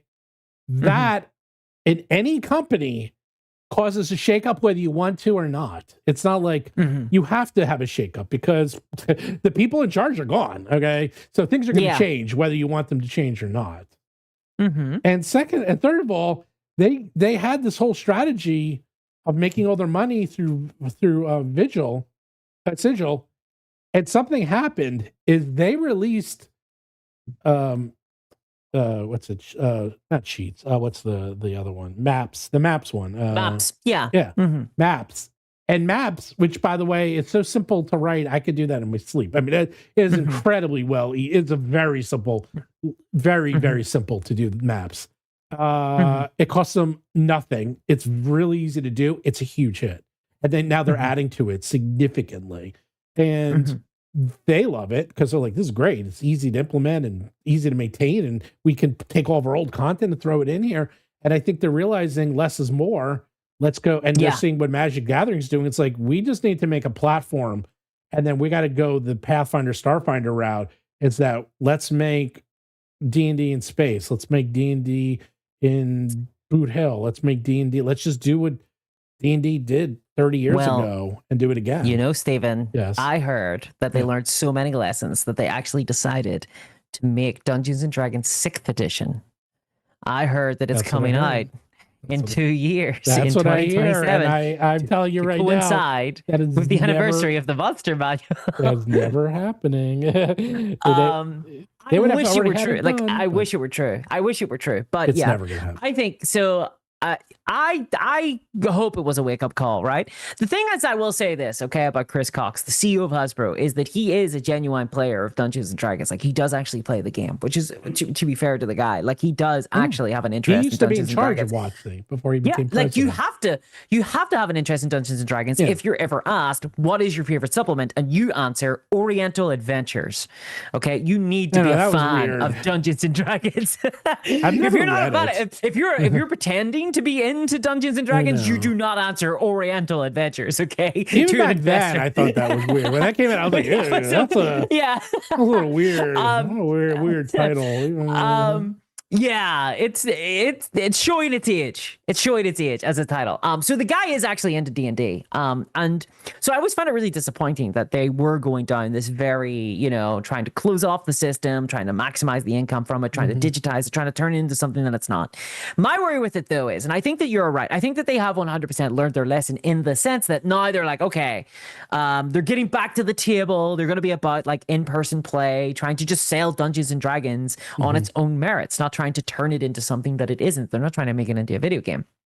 But I suspect that they're kind of pinning their hopes, though, on selling it as an IP, right? They want these new video games to do really well. They've got that Warlock game I saw coming out. Yes. They want that to do well. Right. They want the D&D TV show to do well. Yes. I think a massive problem that Dungeons & Dragons has is that it can't do well in these products because there is no D&D IP. Not really. right? They're like the head of the D&D TV show came out. I was reading an interview with him, and he was saying like, look, the problem with making a D&D show is that there isn't really any setting to Dungeons and Dragons, right? There's loads of different settings, but whenever you're talking about D&D, what most people are thinking of is the game, and it's the game that they played at home on their table. So how the hell do we translate that into a TV show that will interest like all these different like people who are playing different games? Well, and I think that's fundamentally a core problem with Dungeons and Dragons as an IP. But I don't think it's going to stop Hasbro from trying to sell it. I disagree, because I can say Fallout did it, and Fallout is basically science fiction D&D. It's more of a coherent setting, though. It's been around a long time too. But whenever you buy, so if you have played Fallout, you have played in all of them. I've played the same Fallout that you have played, right? We've both played in the same setting. True. I have played Dungeons and Dragons, and I bet it was nothing like your game of Dungeons and Dragons, because I played in a different setting from you. I played in a homebrew setting that was like about it was about like sort of Byzantine style that's orcs, why, but the thing is, they've already done this. They learned their lesson with Magic the Gathering. They know that they need to make worlds and settings, and I think that's what we're going to see, because they're doing a huge Dragonlance thing next year. And I think that is where they're going to put, if I was the betting man, it's going to go into Dragonlance, into Dragonlance. Oh yeah, you know why? They did a market. Mark knows this better than I did. They did market research, and they said anything that had the word dragon in it sold much better. It was like always a bestseller. Really? Yes. Oh wow. And by the way, my bestseller. There's a reason why I have 5 Battlezoo Ancestry Dragon books right here, baby. Wow. And here, because they sell. Okay, people love I'm going to keep that. I'm going to take this market research. If I ever release a fantasy game, it's having dragon in the title. Well, no, I did not it was know that. dragon. That's crazy. And I think it was like, and magic. And then their next supplement was literally dragon magic or something. It was like, they took put that into action immediately. Yeah, exactly. But anything with the word dragon. And I've had meetings, I've met with Barnes and Noble stuff. I was like, and then I show them dragons. They go, oh yeah, it's like dragons sell. Like they always sell. People like dragons. Always sell. And they sell to people who don't know what dragons are. And now especially in today's, as we were saying, Game of Thrones, everyone knows what a dragon is. Okay? So dragons are big. And there's even the How to Train Your Dragon. Like, dragons are a thing. It's going to be... So you think Dragonlance? Because I know, obviously, there's been meetings at like, it's something has happened with Dragonlance. Yep. Yeah. It's going to be Dragonlance. So do you think that that's going to be the setting that they try to push? Yes. Okay. Yes. Interesting. But I'm willing to bet it. I just think that for most people, they want to play homebrew stuff. Yeah, but there's so many different audiences. It's two different. It's like there's are we making a game or are we making a brand? And it's the brand element. Yeah, right. Are we making right? And they're going to say the game is just a part. This is like a small part of a larger world, and we have to divorce it and just take. And they had Dragonlance there all along, and. And the team they have doing the Netflix show, that's an A+ team. That's not like that's not a B team, that's not a C team, that's not an A team, that's an A+ team. That's their best team. So I was like, okay, they're not fooling around. They're really putting money into this, because I bet you Hasbro is putting a lot into it too, by the way. If they get Joe Mangelo, I can never pronounce his last name. They get Joe in there, they get a couple of key people. They already have all the stories. And that's the other thing. They're like, we have all this content. We don't need to come up. That's what Fallout did. Fallout, yes, you're right. It's a video game, but they had a lot of lore and content. They just built from that. Dragonlance, same thing. They have a lot of lore and content they can build from. And then they just throw in the world D&D on top of it. And they use the D&D monsters. And that, by the way, that's what the movie did too. But the movie... By the way, the movie is fantastic. I love the movie. I actually love the movie. I thought it was great. Yeah, I thought it was 10 out of 10. And more importantly, people like, it didn't do well. It actually did very well. It didn't do $1 billion. That's the problem. Like, they wanted it to do $1 billion well. It did like $250 million well, which isn't enough. They wanted it to do $500 million or $1.5 billion or so. They wanted it to do movies are crazy, dude. Like the budgets and money for are crazy. Well, because you have to make back triple what it costs, and I think it was 170. So I mean, they had to make like 400 million just to break even, and then it did. But it did really very well on home video, to the point that Netflix bought it to bring it to their series. Like, that's how well it did. But and they tried to do Forgotten Realms, but once again they had new people, and like, you didn't know, like, name a character. Like, I'll say D&D movie, name a character from the D&D movie. I couldn't name a single character. I don't know any of their names. I know who they were. I know what they played. I don't know anything about them. I can picture them in my head. Oh yeah, I picture it. I could tell you the whole movie, but I don't know any. But yeah, they will never do Dritz for reasons. And if they did do Dritz, he wouldn't be black. I tell you that much. He would. They won't do Elminster. If they do, it would be a side character that's mentioned. It's going to be Dragonlance, and it'll probably be a new story, or they'll take elements, kind of like how Fallout did. Because Fallout, like, all those characters in Fallout are, except for like the corporation, are new. Like, it's like 80, they're archetypes. Yeah, they're like archetypes of characters that you've seen in Fallout before, but they're the new original characters. Yeah, like 95% of Fallout TV show is brand new. Only 5% of that's really from the lore of the game. That's what they're going to do, and that's a smart way to do it. Is that they do it, and they use 95% as new stuff that's based on D&D in the D&D world, much like Fallout, and then everyone wins. It's like they got their brand, they got their characters, they got their marketing, they got a big hit show, and then D&D wins, Netflix wins, the props and marketing and T-shirt and, all those divisions win. Yeah, that's how they do it. They're not doing Dark Sun. Volcano. No, they're not going to do Dark Sun. There's no one's doing Dark Sun. Happening. Shut up. Stop talking about it. Dark Sun. Stop trying to make Dark Sun happen. It's never going to happen. Okay, it's never. I would like Dark Sun to happen, but it's never going to happen. No, it's not going to happen. Okay. I want to fight halflings, Steven. I want to kill halflings and finally have a good reason to do so. It's never going to happen. And not only that, it was we talked about this last week with Derik. Dark Sun was a huge failure. No one remembers that. They remember it because it was controversial, but it didn't do well. Well, yeah, I think that actually helps it though, like, because it sticks in the mind, right? I wouldn't really be able to tell you the difference between Forgotten Realms and Greyhawk because I never grew up with those things. Oh, I did. Yeah. This might also be a geography thing too, though. I feel like in America, these settings are more like over here. I wouldn't have been able to tell. Like, most people in my school, they wouldn't even know what Dungeons and Dragons was whenever I was growing up. But like a lot of people had heard of Warhammer, So it's I think it's also a cultural thing. But for me, I just feel like Dungeons and Dragons settings are just not popular over here at all. You know. Well, what they do is they the other thing is I think they learned their lesson. They're gonna go. I think not only D&D. I think all of Hasbro is gonna go the realm of Magic the Gathering. And the funny thing is, Magic the Gathering wasn't the first one to do it. Monopoly was the first one to do these branded IPs, if you think about it, and Clue and all these others. Millennial Edition Monopoly, yes. No, I know it well. Yeah, okay, but think about it. There's like, I say this, is that I learned this in school.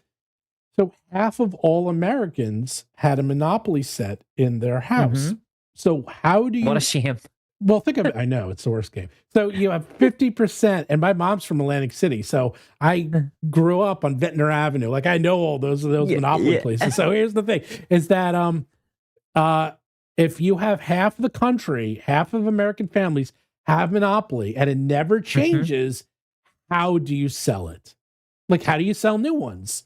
Yeah, and that was genius. They're like, IPs. You IP it, and they're making a fucking fortune. We shouldn't be saying the Fortnite we should be saying that it's the Monopoly effect, not the Fortnite effect, right? Yes, it's the Monopoly effect. Fortnite's just copying. Yeah, Fortnite's just copying Monopoly. Was the first one really to do it, and then they do it with Clue. Now Fortnite's doing it. Magic the Gathering's doing it. What? It has to come to D&D, right? Because Yeah, the it's amount of coming to money D&D. that they're making with Yeah. Magic together is just They're making crazy. billions. It's just crazy. Yeah. It's wild. Yeah. And it's overwhelming people, but it's still, it's still making money. It's still making a lot of cash.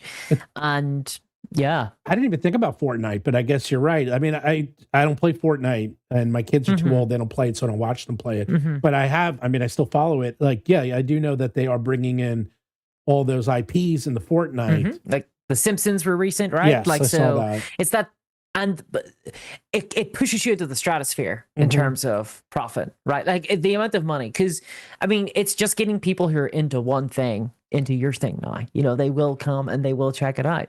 Well, think about it. If you just keep getting more things. Well, they did it the opposite way, because like when I was a kid, Star Wars was big, and Star Wars was the first one who did this. And I remember like there was Star Wars toothbrushes and Star Wars toothpaste and Star Wars like like race cars and Star Wars, like anything that could have the name Star Wars on it was put on it. Glurp shittos everywhere. Yeah, right. Everyone had a name. You could sell the toy. Right. And they were the first ones ever to do this. And that's already been done to death. But now we're up to level 2. And level 2 is okay. The other way around. Right. The other way around. Exactly. It's like, no, we have the game, and now we want the brands to go into the game. So now the brands come to us. But that's what scares me, though, because I feel like that thought process is kind of what led us to 2025 with D&D, where they were thinking of Dungeons and Dragons as a platform, not as a game, right? They're thinking of it as a content mill, as you could put all this content in, and it'll just create money, and that's so dangerous, though, because I feel like it hollows out the central experience. That's terrible. It's terrible. By the way, Spaceballs the Flamethrower. You want to see a movie ahead of its time, watch Spaceballs, because that's that whole section where he talks about just taking Spaceballs and making all of his money merchandising. And I was like, that was in like 80, I think it was 89 when Spaceballs came in, or 87. And I was like, oh, that movie is so good. Spaceballs? Spaceballs? I don't know. I wasn't a big fan of Spaceballs. I think I came along too late. It's not a great movie, but it's better than you think, especially if you watch it now. It's one of those movies that was a little too meta. And now you watch it and you're like, ooh, they were way ahead of the meta stuff. But Spaceballs the Flamethrower, that's my favorite. And I'm like, yeah, just D&D the Flamethrower. I'm looking forward to that day. But there is, it's like and so I think everything is going that way. And D&D is learning, because they're looking at Daggerheart, they're looking at Cosmere, they're looking at Shadowdark. They say, okay, we're going to counter all that. We're going to come out with Critical Role D&D, which they did already, but they'll come out with the official Critical Role D&D set. Well, it's funny because that's used to, that used to be the way of it, right? You would get like a Lord of the Rings D&D, or like it used to be like that Cosmere RPG maybe 10 years ago would have come out as a D&D supplement. Correct. It would have been a D&D book, and Hasbro might have made some money there. They might have got a little bit of a taste of it. But no, it's kind of funny because the OGL pushed so many people away from Dungeons and Dragons that they ended up losing out on all these big opportunities. I'm actually very worried about that, because that's the one thing I did hear a little rumbling about, and that would be bad, is that if they do come out with a version 5.5, or they change something just a little bit about D&D,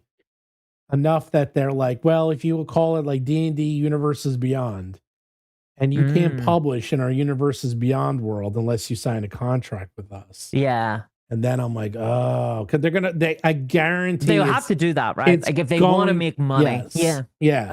Because otherwise anyone could do it.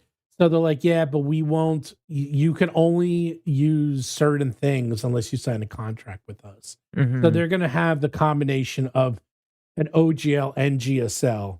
But to be fair, this is not uncommon. A lot of companies do this, where they'll have like, okay, if you're public, this is what you do. But if you're private, this is what you can do. Paizo does this. I hate to say it. Paizo, that's how Paizo works. They have the public, but people in public and their partners can use different things than others. So I'm just worried about that a little. But yeah, I think that is something to be worried about, though, to be fair, because I can't see them wanting to create this right? Because they're obviously looking at the Universes Beyond for Magic the Gathering, thinking we could make so much money if we could just bring this over to D&D, right? And it was that greed that spurred on the original OGL scandal, where they were literally like, they were looking at the types of money that Critical Role and other groups were pulling in, and they were thinking, where's our taste? You know, but that's why if I was them and they're going all in on digital, because they say, you know what, fine, you have the OGL, I have no problem with that. You want to come out with Conan the Barbarian D&D, go right ahead. But guess what? You don't get to be on D&D Beyond. And if you want to get on D&D Beyond, you got to talk to us. And there's no way around that. So in fact, we encourage you, because if you do well, come to us and then we'll publish it and you and I split the money. So they get their cake and eat it. Get around it. Yes. But this is my worry about you've got platforms like DM's Guild and Drive-Thru RPG and stuff. They're so inundated now. It's just so hard to buy things on them. They're kind of dying because of AI. But it's the culture around RPGs is changing, and it is about people going directly to D&D Beyond. And I understand that D&D Beyond is really convenient, but it's actively dangerous, I think, for the RPG hobby. Because if we all centralize over on this platform, it's D&D only. Yes. You know, you can't buy any other game there. Nope. So, yeah, I would much prefer if D&D Beyond was still third party and it wasn't called D&D Beyond. You know, it was RPG Beyond. That would be so much better. Be so much better for everybody. Yeah, well, that's where Foundry comes in. I mean, and that's where all these others come in. I mean, yeah, it's. I just can't foresee them not kind of doing the exact, like the last 5 years. I can't foresee them not doing that again.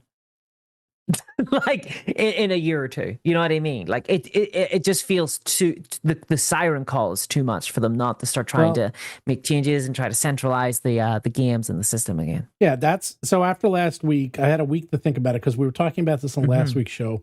And in my week of thinking about it, I believe basically reiterating what we're saying here is that they're going to come out with a way to come out with Universes Beyond, but for D&D. They will keep OGL unless you're an official partner, in which you'll get special treatment. They'll print the books. They'll have it come out. They'll promote it. They'll put it on their platform, whether it's their own or someone else's, or they'll do platform, or they'll do, like, I mean, the Final Fantasy, forget it. I mean, they literally made $1 billion on Final Fantasy because people are such big fans of Final Fantasy. They are just buying the cards. Just to have them. They'll never play the game. Just to have them. But if they get 1% of those people to play the game, they win. It's like, okay, win. They bought the cards. I don't care what they do with them. They can wipe their ass with them. Who the hell cares? If they bought them, we got their money. Yeah. It's like, oh, and some people are learning how to play the game. We're getting more people. Even better. So they do the same thing. They say, okay, Final Fantasy, D&D Beyond, D&D and D&D Beyond. We come out with that. We will literally make $100 million for people just buying the books just to have them for no other reason. But the thing about that is, I think this element of it being sort of, they're going to locate the kind of pain point to get onto D&D Beyond is that I think at that stage, you're looking at bespoke agreements between companies, like Universes Beyond. And so that means that there's not going to be anything for people to get outraged about, right? Because it's all going to be taking place behind closed doors, the way it is right now, right? Like there's all sorts of companies making deals with Hasbro to get on to D&D Beyond, right? You've got all sorts of third party. You got the Dungeon Dudes are on there now. You have like Matt Colville's stuff is on there, right? Everyone's getting on there, and I get it. I understand why it's the platform to be on if you're selling D&D content, but all of this is happening behind closed doors, so we don't know what kind of agreements are being made. And we don't know what kind of restrictions are being. Well, all right, Steven. Well, leak it, Steven. I can't. Come on. Leak it. I can't. But, right. And so that's, I think my worry is that's the future of Dungeons and Dragons. It's on D&D Beyond. It is. It's bespoke agreements, and it's this Universes Beyond system. Yeah, but the good news is that means it wasn't a wake up call. 2025 was not a wake up call because I don't think that they're going to learn the lesson that I think they should have learned, which was be as open source as possible. No. Focus on the game. No. Create content that people want to buy. Do a 6th edition. Make a new class. Come on, make a new class. I'm so sick of subclasses. Make a new class. Why didn't they put a? I made new classes. I got 2 new classes. Everyone's favorite. Why didn't they make the Artificer and why didn't they put it in the core book? Like they had a. Why didn't they do the artificer? Page Put it count. in? What? It all comes down to page counts. But the artificer was like one of the most important elements of that book. No, because you always take that standard marketing 101. Oh, come on. Why am I telling you this? Take like what is the 10 most important things that people want in a book? Well, okay, we take number 2 and we don't put it in the book, we put it in a supplement. And so people are like, oh, and then they have to buy a supplement. That is marketing 101. I understand the evil reason. Like, I get the evil reason. Like, I understand the corporate reason. Yes. What I'm saying is, if we were going to be like, they shouldn't have done that. Because that makes the experience worse for players. Of course but that's Liam. But that's Liam. But I'm allowed to be like, that's Liam.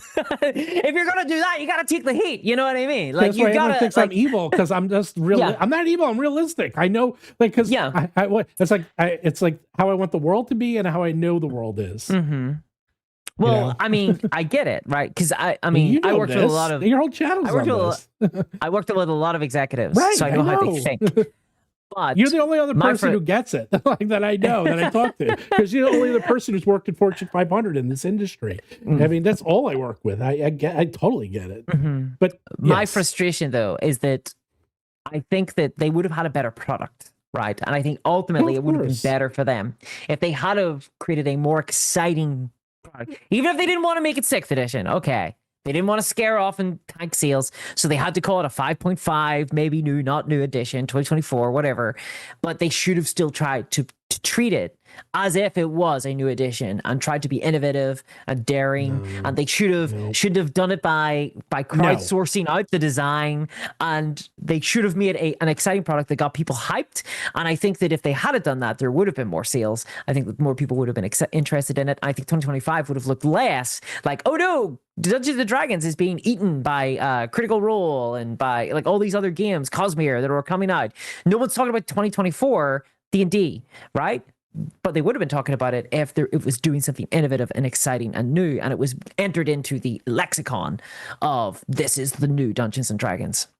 And you have to have it. It's a must-have product. If you're I admin a big group. I think I've said this, but I admin like a big group of like Dungeons and Dragons players. Mm-hmm. So it's like a local, like a massive like local club, right? Mm-hmm. And people weren't excited for the new edition. People were asking like, should I get this?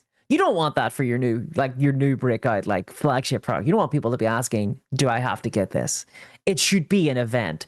And it works for other companies, right? Like, okay, Paizo it doesn't work for, but with Warhammer, there's a new edition of Warhammer 40k every 3 years, and everybody buys it. And why? Let me ask you. Games Workshop. How do they do it? What is the mind control drug that they use, and how can WoTC buy it and get it? So it's a combination of factors, but one of the big ones is it's a way for new people to get into the game. Okay, it's a jumping in point. That's people true. look at it as, oh, okay, there's but this they new also edition. put out a lot of good starter sets too. They do, but they do a big song and dance about it. They make it really important. They do a big launch box, so they do a big specific like special box that you can buy at the launch, and they go, look at this thing, isn't this so cool, right? Which is what Hasbro should have done. They should have launched with a starter box that was ready to go. Boom, you can get new people into it, designed to get new people into the game. They launched with this box, and they say this new edition has changed fundamentally the game. You have to buy this. It's the new version of the game that is super exciting. You know, maybe this is it. You know, all that content you have, all those miniatures you bought, you can now play with them in a better way. And maybe there's something to be said for your adventure that you're running right now. We're going to make it so much better in this new edition. You have to buy this new edition of Dungeons and Dragons if you want to play that. And I think one of the killer apps that they could have done with the new edition of D&D was a brand new class that sounded really awesome. That would have got, not the Artificer, like a new, straight up new class that no one has seen before. And that would have gotten people like, okay, I need to, yeah, well, the dancer, maybe, really dancer, or the dandy, right, right, Jess. Something, just something new, not a subclass, like something new and exciting. And I think that would have gotten people into it. And I actually think that this was a really good time to do that, because there's a lot of people out there who want to play D&D, but they're intimidated by it. And a new edition with a big starter set is a good way to go. This is your chance. This is the time. If you've been thinking about it, now's the time to play some D&D, done like a Stranger Things, like tie-in, I don't know. I feel like this was like their chance to sell it, and they just didn't. They didn't even try. It's like a lack of daring, They lost a lot of people, and also I think, quite frankly, they were segmenting this out because they're like, okay, we'll come out with the player's handbook in quarter 3, and then we're going to come out with the DM's guide in quarter 4, then the monster manual in quarter 1, and then no, they didn't really do anything in the other 2 quarters. But then they're like, okay, for quarter 3 and 4, we have the starter set for Christmas, and the starter set, by the way, is always the second best selling product behind the player's handbook, always. Yeah, so it's going to sell. It's going to sell. Like, that's not a guarantee. It's going to sell. I don't think I can track it. I'll look if I can. But by the way, we got a huge super chat. Players are also resistant to the changes following D&D playtest. All the surveys scared them not to change much. There were more drastic changes shown in the playtest. What we ended up is one new toy, Bastions, which is true. That is true, because that actually happened to Pathfinder too. Because Pathfinder, when they did the playtest for Pathfinder 2, they went crazy. And people really did not like some of the crazy stuff. And I know for a fact, well, because Marcus told us, they were pissed that they were like, damn, we had these really good ideas that we really wanted to implement it. So, but the fans hated it. So we implement it because we think we're right and they're wrong? Or do we listen to them? I'm going to get really unpopular for a second, okay? But don't worry, I'm used to it. How's that possible? So, yeah. You could read that both ways, by the way.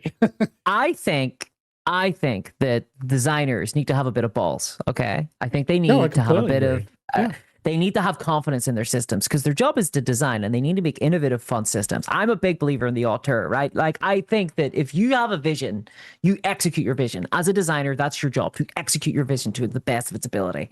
Because people don't always know what they want, right? I've watched so many things like get destroyed by like surveys. Because people think that they won't like something, but whenever they try it, they're like, actually, this is so much better, right? People are really good at identifying, I think, of things. They're really identifying possible fears, but not what they actually want to play. They're not good at identifying that element of it. And so surveys are all well and good, but I don't think you can take them as a bellwether for how to design your game. I think that's a bad way to design a game. Okay, I 100% agree with you, but here's the thing. The only people who get away with this are the Vince Gillians of the world, the Steve Jobs of the world. Like, these are people... Well, just be good. Just be good. Right. They have to, be good, proving themselves, show they know what they're doing, and they have to have a cult of personality. Because Steve Jobs was famous. He would always say, you don't know what you want, but I do. And I don't care. Like, market surveys, you're wrong. He literally would tell them they're wrong. And you know what? He was right. That was the thing. Like, he knew how, that's how smart he was, that he knew what people wanted, even though they said what they wanted was this. He goes, no, you don't want that. You want this. You don't want A, you want B. It's like, we don't want B. It's like, no, you do. You just don't know it yet. And he was right every time, which was kind of stunning. And the problem is that these are corporations. So they have the designers, and I think this is why a lot of designers left, is because the designers like, we want to do B, but the corporate is saying no, but everyone wants A, let's do A. It's like, but none of us want to do it. And in the end, it's corporate making the decisions. It wouldn't be the first time this has happened. I mean, like, this happened to Warhammer in the 2000s. They lost the guy who made Warhammer 40K. Rick Priestley. He left He left Games Workshop because they wouldn't let him change the core systems.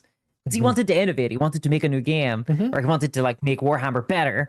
And Games Workshop were like, no, we want to keep selling the same thing, you know? And I think you're right. The same things happened with Dungeons and Dragons, because I don't like the survey design at all. I think that you should have a bit of confidence in your design. And and Mark would be interesting to talk about it, because he runs. Okay, so Jess said private playtesting is good, but public playtesting often leads to design by committee weak choices. Okay, so we can go on and talk about this, because Mark is really good at this, and so is Derik, is that there is a scientific method to playtesting and analyzing the research. And that's the second part no one talks about. So, like, we playtest pretty much all of our products. Like, my best-selling Battlezoo Eldamon book, no, it's not Eldamon, but our Eldamon book, was very complex. We had 13 new magic systems, and we needed it balanced. So we play tested it for a year, and we had over 100 people. And we took everything and used what we felt was right. But at the end, we did what we wanted to, because Mark is Mark, and he's like, I agree with these 10 things, but these other 10 things I do not agree with. And I'll do, those are good ideas, but I'm keeping this the way that I want. And we did. And that's good design. That's good design. Right. You do what you use it for what its purpose is to find the mistakes. And in fact, I just released a new adventure last week called Release the Kraken. And I wrote the adventure. I had a lot of people play test it, and a lot of them said the same thing. They all said the adventure's good, but it's no better than a Paizo adventure, like a standard adventure. And I was like, how dare you? I was like, it's only as good. That is, in my opinion, a complete and utter failure. I said, no, it has to be vastly superior. So I completely rewrote it, but we got it. Like I was thinking about it, and I talked to Mark, and I was like, we have to make everything go to 11. Like, it was like, okay, because I don't come up with adventures that much. So I was like, okay, you know what? I get it. It's like a 7, which is like, that's good. It's good. But I want 11. I want a 10 or 11. So I was like, that's it, Mark. And then we rewrote half of the adventure. And it took us a while, but now I think it's an 11. And it's like, it's out of control. But that's a good use of, like, that's helping you identify an issue, right? Like, that's making you kind of reassess your people are like, comparing to a Paizo adventure is bad. You have to read my adventures to understand. If you've played Jewel of the Indigo Isle, or if you read Release the Kraken, which is on sale now, it's only $19.99. And it is a level 5 adventure. It's 80 pages long. Okay. That's how crazy my adventures are. That it is insane. Our endings are always, there's a lot. Let's just say it's a lot. I'll leave it at that. There's a lot going on. Actually, I'll tell you where I got my inspiration from is one of considered the best endings of all time, one of the best movies of all time. Back to movies is Back to the Future. Because Back to the Future has, think about it, 3 endings. If you think about it. So the first ending is he has to get his parents together, right? Yeah. Well, first he has to defeat Biff.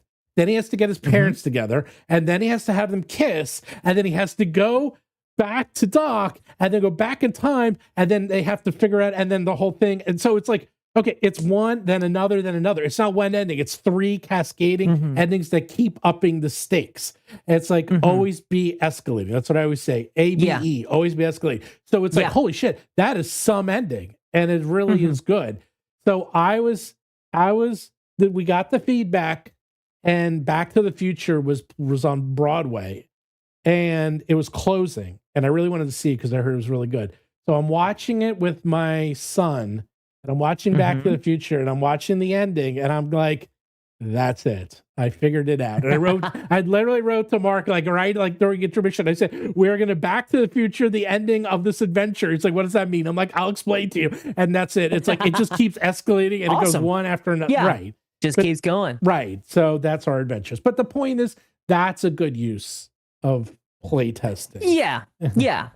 I think that there is a difference. There is a difference between that sort of like focused playtesting versus the survey-based design that I saw for the new edition of D&D, where it felt like every single time they had something interesting happening, people would kind of vote it down. Like they were deferring so much to this just crowd.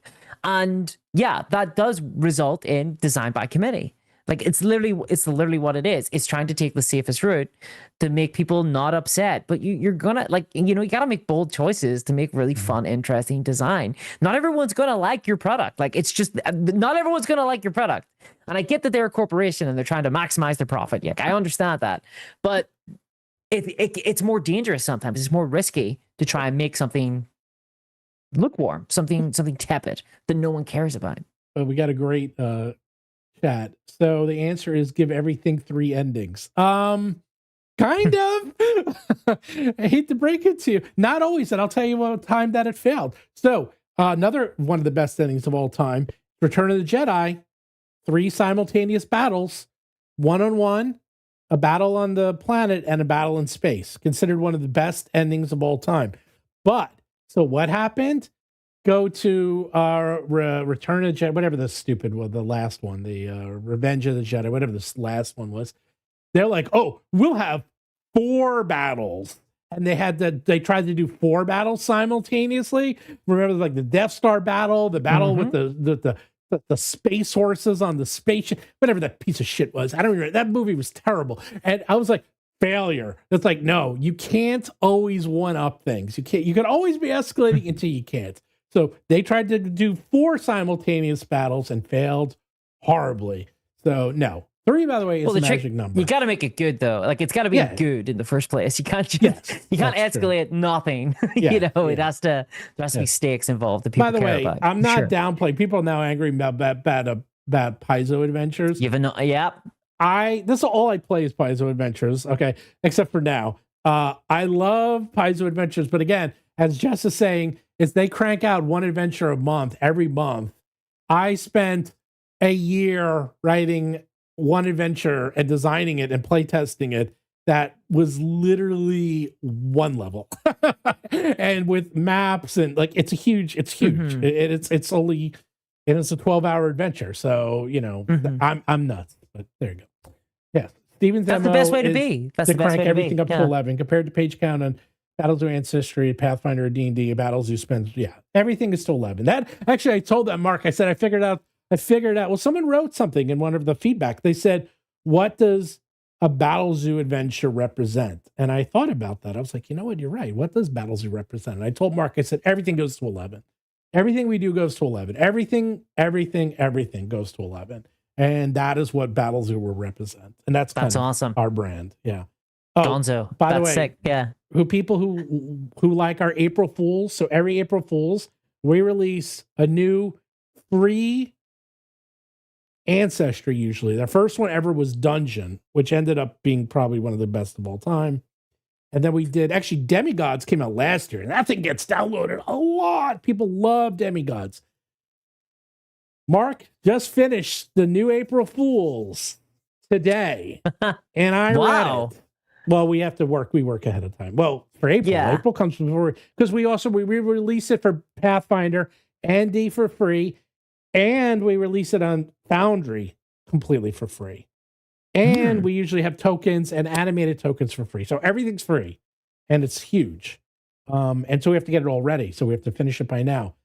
It might be the best thing Mark has ever written. That's how good it is. I read it. I was like, this might be the best thing he's ever written. and that will be released for free. So it's going to be a good 2026 then. It is going to be. I'll tell you afterwards. I'll tell you offline what it is. But I showed it to some people and they're like, "Holy shit, this thing is! It was going to change. It's going to change TTRPGs forever." And people say, "How's that better than Dungeon? What could be better than Dungeon?" Than playing a dungeon? I think he beat it. Okay. Well, it was my idea. I usually come up with. Let's see.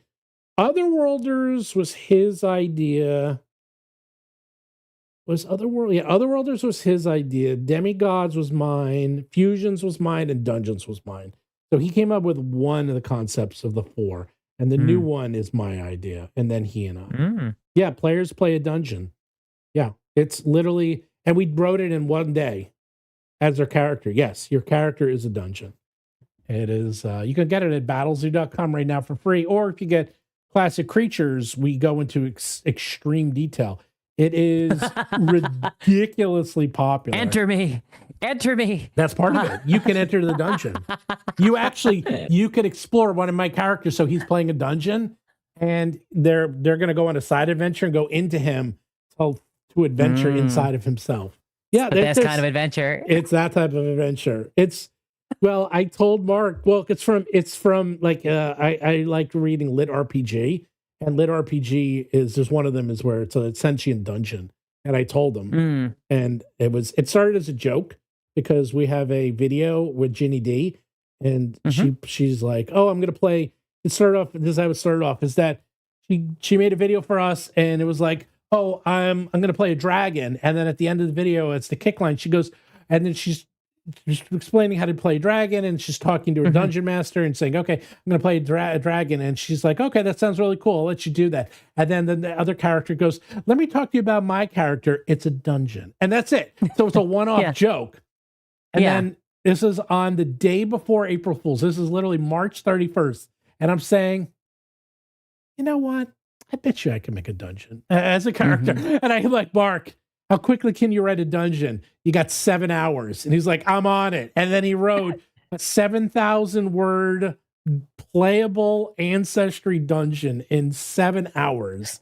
Hey, genius loci are like a big deal in fiction, right? Like you can be a sentient location. Yeah, that's awesome. Yeah, and he did it, and he wrote it, and it was fantastic. And then I laid it out, and then we pushed it at midnight, and it was done. We did it in one day, and I did the whole thing. We got it out. Then we even got a Foundry module out the next morning, and then everyone was like, "This is how it went." It's like we put it out, and people are like, "Oh, that's funny. You can play a dungeon. Oh, there's a link. Click. Oh, look, there's a PDF. Click. Oh, wow, this PDF's kind of big. Click. Oh my God, this is real." And then they read it and go, "Oh my God, this is real and it works."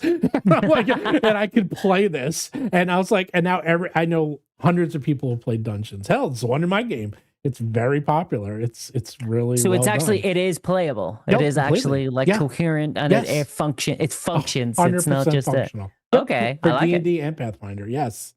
Awesome. Yeah, it's probably our most popular ancestry. I mean, slime is up there. I'd say slime. Oh, people love slime. Yeah, people love slime. Is up there. Thank you, Totally Spies. Mimic is fun. Doppelganger's fun. I'd probably say the top two. The top two is definitely Dungeon and Slime. The top two is Dungeon and Slime. But you can make yourself look like anything. So he's a dungeon because he didn't want to play a human. So in my game, I said you have to play one of the ancestries from my game, from the Battlezoo line. That was the rule. I have 100 ancestry, so it's not that hard. So they're like, okay, I'm going to play a dungeon, but I look like a human. I'm like, fair enough, you win. So he looks like a human, but he's a dungeon. And then someone else is playing an elemental an elemental trainer, Eldamon trainer. And Eldamon trainers are actually, he's a sentient weapon. That's cool. He's a sentient weapon so he literally is, there's a lot of crazy shit going on in our game. There's a lot going on in that game. There's a lot going on in that game. Well, we figured it out. You could play a dungeon that looks like a dragon, and your middle name could be Anne, so you could be a dungeon and dragon. I'm playing Dungeon and Dragon. That's right. And you're like, why? It's like, well, I'm a dungeon, and my dragon is my avatar, right? Because you have it. You basically have an avatar that goes out in the world that represents you and can look like anything you want. So in this case, you can make it look like we actually have a sidebar. It says be careful of the lawyers if you play a dragon or something like that. Mark wrote a funny sidebar saying like, be careful when you put these two together. What are you trying to lure people into your dungeon? You trying to lure them back? I guess. Yeah. Oh, so wow! You see, it's so funny. The chat was dead. Now that they woke up, like as soon as we started talking about this, man, everyone didn't enjoy the Breaking Bad convo, but they want to hear about. I know it's like Breaking Bad, about like the dungeon. Snoring. Yeah. Like, who cares about Breaking Bad? Okay, here we go. WoTC didn't get a wake up call in 2025, but it sounds like Roll for Combat is sending a wake up call in 2026. Oh, so we released. Okay, I actually have I was going to go through this with everyone, and then we'll finish up because actually I'm going to have dinner. We released, we being Roll for Combat, in 2024. I released 30 PDFs, 30 Foundry modules, and 10 hardcovers. And I was very upset because that was not nearly enough. So, and remember, it's just me and Mark, the whole company. In 2025, we released 39 PDF books, 39 Foundry modules, and 8 hardcovers.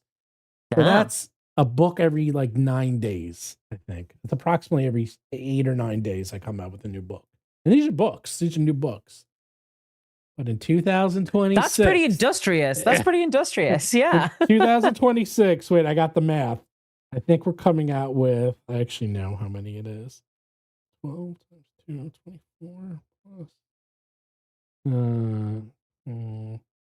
plus 2 plus 3 plus 2 plus 2. We're only up to about 4. We're up to about 50. I'm trying to get up to 52. We're coming out with about 50 books next year. I'm trying to get it up to 52. I want to put out a book a week. And our books are like this big. Damn. I told you we're good at what we do. Yeah, you got this whole thing down pat, it seems. Well, I also don't sleep or eat or drink or do anything else. That helps. I work all the time. My brother-in-law just retired, and I'm like, I'd be so fucking bored if I retired. I don't know what I would do. He's like, what do you do? He's like, I sit around and I play golf and I go to the gym and I work out and I swim and I read. And I'm like, wow. You could get into Warhammer. There's so much time being wasted there. You know, you could be building minis, painting minis. I have no one to play with. There's solo games now. You can play it solo. I hate solo games. I don't even like to watch You need TV that social by element. myself. You want that social element. Watch Broadway plays. I watch a Broadway play. I just saw the Stranger Thing play last week. I see plays almost. Whatever comes out, I see. I see every play. I see about 20 to 30 plays a year. So wow. Yeah. To have culture. Well, I live in New York. I dream of such things. Yeah. I live in New York, so if I'm here, you just got to see plays. I don't know. It's like I love plays. So, well, you know, it's. I'll send you a link after that will explain to you why we like play. Have you ever seen? You've seen plays though, right? Like, have you seen Broadway plays? Do they have those? They must have those in Belfast, right? I mean, I've seen plays, but I don't think they're the same thing. Well, there's also local plays. There's touring companies. So that you get like touring companies coming to Belfast? We have pantomimes. That's good. That's not like does like Les Mis come Christmas there or anything like that? You will get occasionally. Like we've got the Grand Opera House in Belfast, so there will be the occasional plays. Okay. I've seen a couple of plays, but it's really not a big thing here at all. You know, I've seen more like local plays that are small productions, small casts and things. Yeah, that's nothing wrong with that. Well, my old tradition for New Year's Eve is every year. Oh man, this is how geeky I am. Back when I was like 18, 19, 20, is that I would find a local playhouse putting on a play, and I would go watch it. And I would be the youngest one in that audience. Everyone in that audience would be like in their 50s and 60s. And here I am like 19, like, yeah, play. Yeah. I got nothing better to do. You know, everyone else is getting drunk and like in Manhattan. And I'm watching like Noises Off or something, like a local production, which was fun. No, that's cool. That's awesome. There's a lot of I think there's a lot of like Irish plays that get done over here, and they're fun to watch. And I know a few people who are like actors and things like that. So go to see them whenever they're doing shows. You know, good RPGs that have professional wrestling as the main theme. There is. Jess, do you know? What's his name? I can tell you a war game. Real quick. Okay, cool. Rumble Slam. Slam's a wrestling game. Yeah. Rumble Slam, you play wrestlers. It's fantasy based as well, so there's like goblins and orcs and stuff. And cactus people. There was a wrestling themed RPG. Expect there to be a couple of them, right? Yeah, you would think. Don't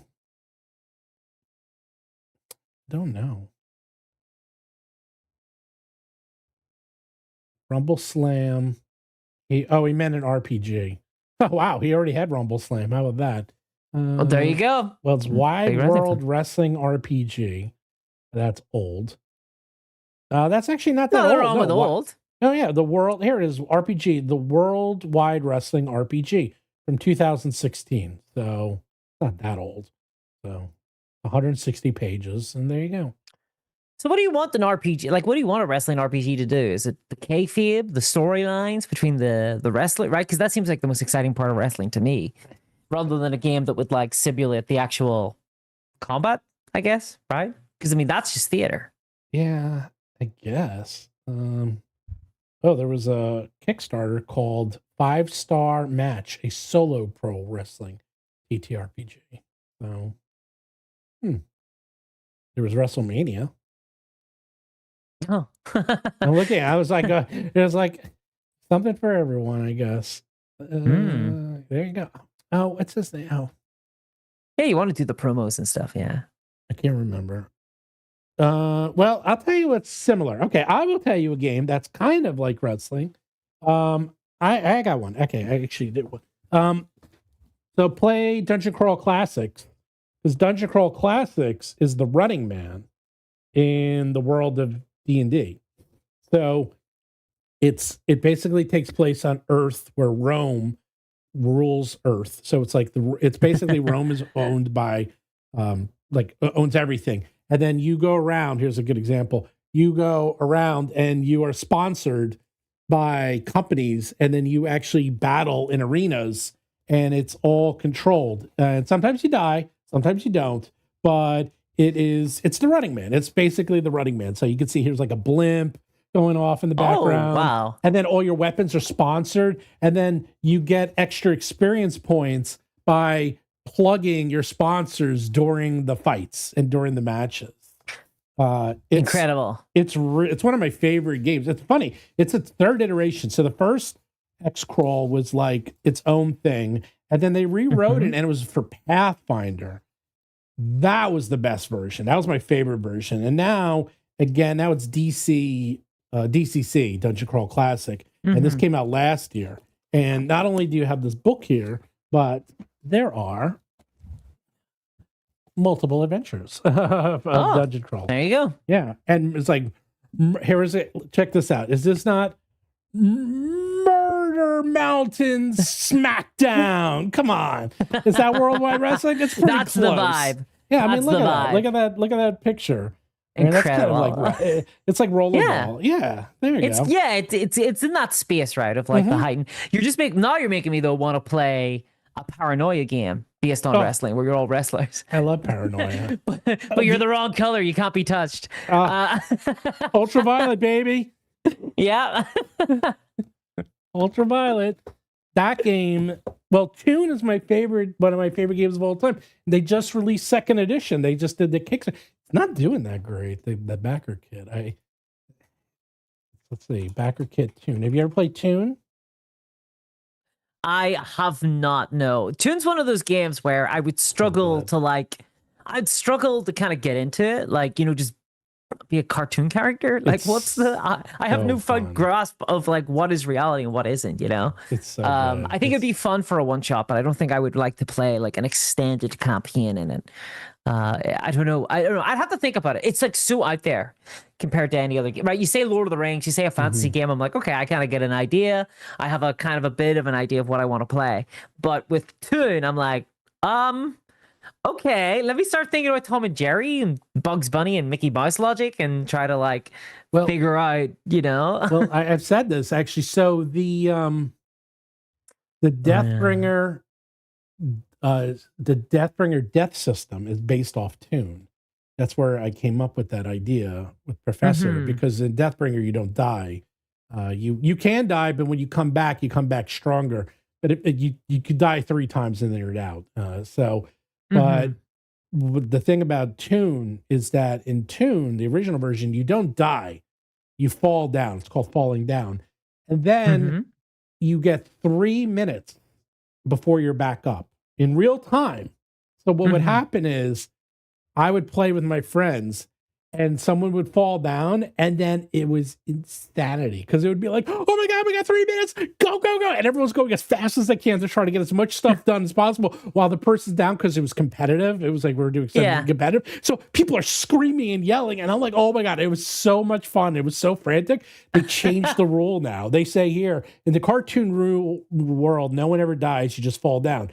If you take more hits of damage than you have hit points, you fall down, which is bad, but not very bad. After 3 actions, and they put that in capital letters, you're back in the game with all your hit points back. So they it's less manic. Yeah, it's not as manic, because 3 minutes was a little.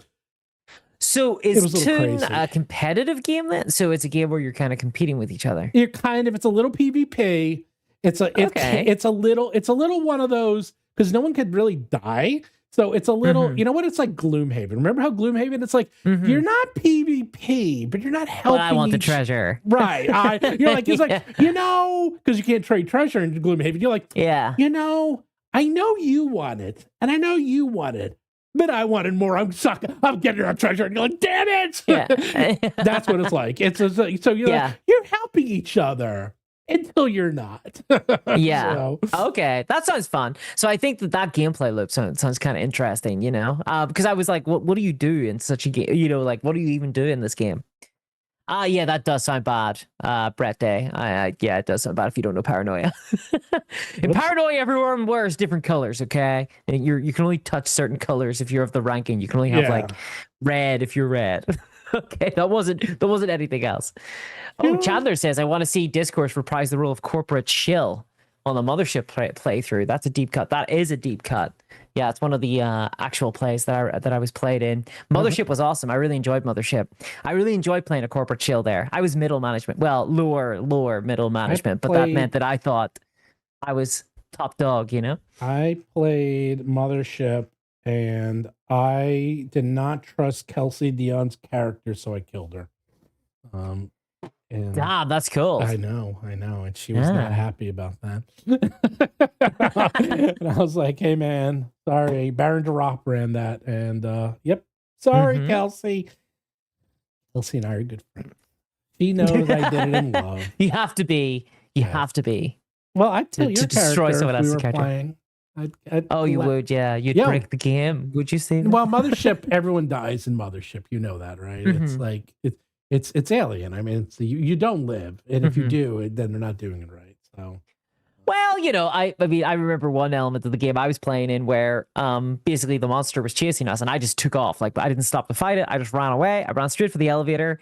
I looked back, made eye contact with the other player who was trying to run away from the monster, and I just pressed the up button on the elevator, looking at them in the face, and was like, "You gotta hurry! Come on, dude, hurry up!" That was a ton of fun. I love Mothership. It's so good. You like Toon. Toon is like, well, the thing about Toon is I played it. There would be adventures to run, and we would also write our own. I don't know. It looks like it's just the core rule book, and that's it. And it doesn't look like it. Steve Jackson, right? Yeah, so Steve Jackson was okay. Okay. But what did make this is in the world of Toon, anything can happen. No one ever gets killed. Been punched out, blown up, steamrolled. Don't worry, you come back in the next scene, ready for more. And that's what made it so much fun is by being semi-invincible. Well, not semi, you were invincible. And yet there were, I think this is a game where you actually need to have pretty good stories because if you're just like if there's no stakes, then who cares, right? But in this case, I know exactly what game I would run though in Toon. You're all investigating the first murder of a cartoon character. That's called Who Framed Roger Rabbit. You know that. And it's immediately what you do, right? You're like, a Toon's been killed. So good. That'd be awesome. You know Who Framed Roger Rabbit, based on a book. That was originally. I didn't know it was based on a book. No, yeah. It's a book. And not only is that, the book is about the gentrification and gentrification of LA in the 40s. Okay. And tunes were used as a replacement for certain ethnic groups. Interesting. Okay. And that's what it's about because I did not know that. Yeah, I know. That you come here to learn weird shit. So that's what's actually, if you think about it and you watch, you go, holy shit, you're kind of right. So basically, because in the 40s in LA, everything was by trolley. So trolleys were everywhere. And then when the car came around, they said, okay, we are going to get rid of all public transportation and make everything by car, which sounds great until you go to LA and you realize it's a fucking nightmare because everything's by car. There's no public transportation. So you can't get anywhere and everything's really far away from each other and it's terrible. So if you see, that's part of it, is that, remember, they were taking over Toontown to like expand. So it's the same thing. Yeah. They were taking over parts of the counties to put in enormous 8-lane highways. And that's what was happening in the 40s. Okay, interesting. Yeah. So the random facts you pick up here, guys, you all came from RPG knowledge, and you're the stepping away regulars with know this. In fact, they know, because this is what I. All right, this is not the first time. Between Mark, myself, and Derik, usually you get 100 of these to show. You're only getting about 50 today. Good. Then Sorry, guys, I don't have the facts with me today. They did have well, the Wild buses. They do have buses, but the buses are on the same highways as everyone else. So, yeah, I didn't know that LA had a train system until Who Framed Roger Rabbit. Correct. And Collateral. Right. In fact, look it up. Who Framed Roger Rabbit was set in LA? Yeah. Okay. I haven't seen that movie in a while. I assume it was set on like generic America land. No, it's specifically set in LA because that's where the movies were made, remember? And I mean, it's specifically set in, I don't know if it's actually LA or an LA type, if that makes sense. So, okay, the sequel. Oh yeah, Who Framed Roger Rabbit? Sequel to Chinatown. By the way, the real Secret to Chinatown sucked. By the way, so anyhow, all right, I gotta go because my wife is literally texting me saying we're having dinner. What's the difference? Am I right, boys? What were you gonna say? Yeah, you got me. It's midnight. I'm gonna see Santa Claus and not get any presents now. All right. He's not gonna know to come. Let me plug you one more time. I'll plug your little game.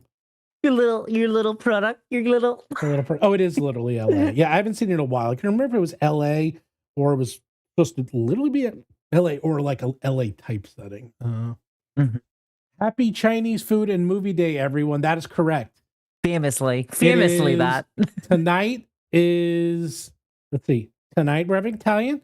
Tomorrow morning, dim sum, and then probably a movie. I think I might see Anaconda because I like to get some. Don't want none unless you got funds, hon. So I might be seeing some Anaconda. Damn, okay. I probably won't. Roll for Combat After Dark for sure. Yes. That's a great song. And no, I might see. I don't want to see it, but my son wants to see it. The Now You See Me movie, whatever that stupid movie is. Whatever. Oh, like the movie about the wizards. Ugh, about the magicians. Yeah. They're wizards. They're not magicians. They're wizards. They do actual magic in that show. So those movies are so bad, and yet I can't stop watching them. It's like a car crash. I was like, yeah, that's what's good about them, though. The first movie makes no sense. The guy who's trying to chase them was responsible for the whole fucking thing. That makes no sense whatsoever. Yeah, but they're also wizards, so you just have to accept it. It's a fantasy world, obviously. So bad. It's so bad. You see, someone said, I did not expect a Sir Mix-a-Lot shout out. But there it was. That's what you get when you watch Roll for Combat. It's literally Roll for Random is what this place should really be called. So. You should just roll a D20 or D100 at the beginning of the stream and go, let's see what we're going to talk about today. Not a bad idea. Maybe I'll do that for the last show of the year. Well, thanks for joining us, Discord. No problem. Discord minis. Go catch Santa and have him say, you got to paint my army of Tyranids before you can leave. Yeah, he ain't leaving. If I catch him, there's gonna be no presents for little Timmy this year. You say, you know what? This is what your torch. This is it. Harlequins, baby. You're painting my Harlequin army. He'll never hell leave. Yeah! I got so much stuff that needs painted. He's gonna be hard at work. I'm gonna make him earn it. I'm gonna make him earn his freedom. Let me tell you, the class is mine. All right. Well, have a good holiday, everyone. Yeah, you too. And yeah, let's talk. Maybe we can get you over here. Okay, I'm down. Sure, why not? yeah. You don't mind working a little? I might have you do it. If you don't mind working a booth or two, maybe I'll. I don't mind. All right, that'll be fun. Might have to. I just have to pass all the security now to get into America. Maybe my social media will let me in. Yeah, I can't comment to that. I don't know, but I will say you're from one of the good countries, from what I hear. So You should Sweet. be okay. Awesome. I don't know. I Ireland. know nothing about Friend this. to everybody. Friend to everybody. That's right. just bring some whiskey with you and you'll be fine. Yeah, be good. A couple of bribes here and there never went awry. That's right. All right. Well, thanks for having me. I really enjoyed it. I really had a blast this Christmas Eve. Yeah. It's Christmas Eve. And think of me tomorrow when you're getting drunk. I will. I will be thinking of you. I'll pour one out for you. Oh, even better. There you go. Yeah, there you go. All right. I'll talk to you guys later. Yeah. Merry Christmas, chat. Thanks.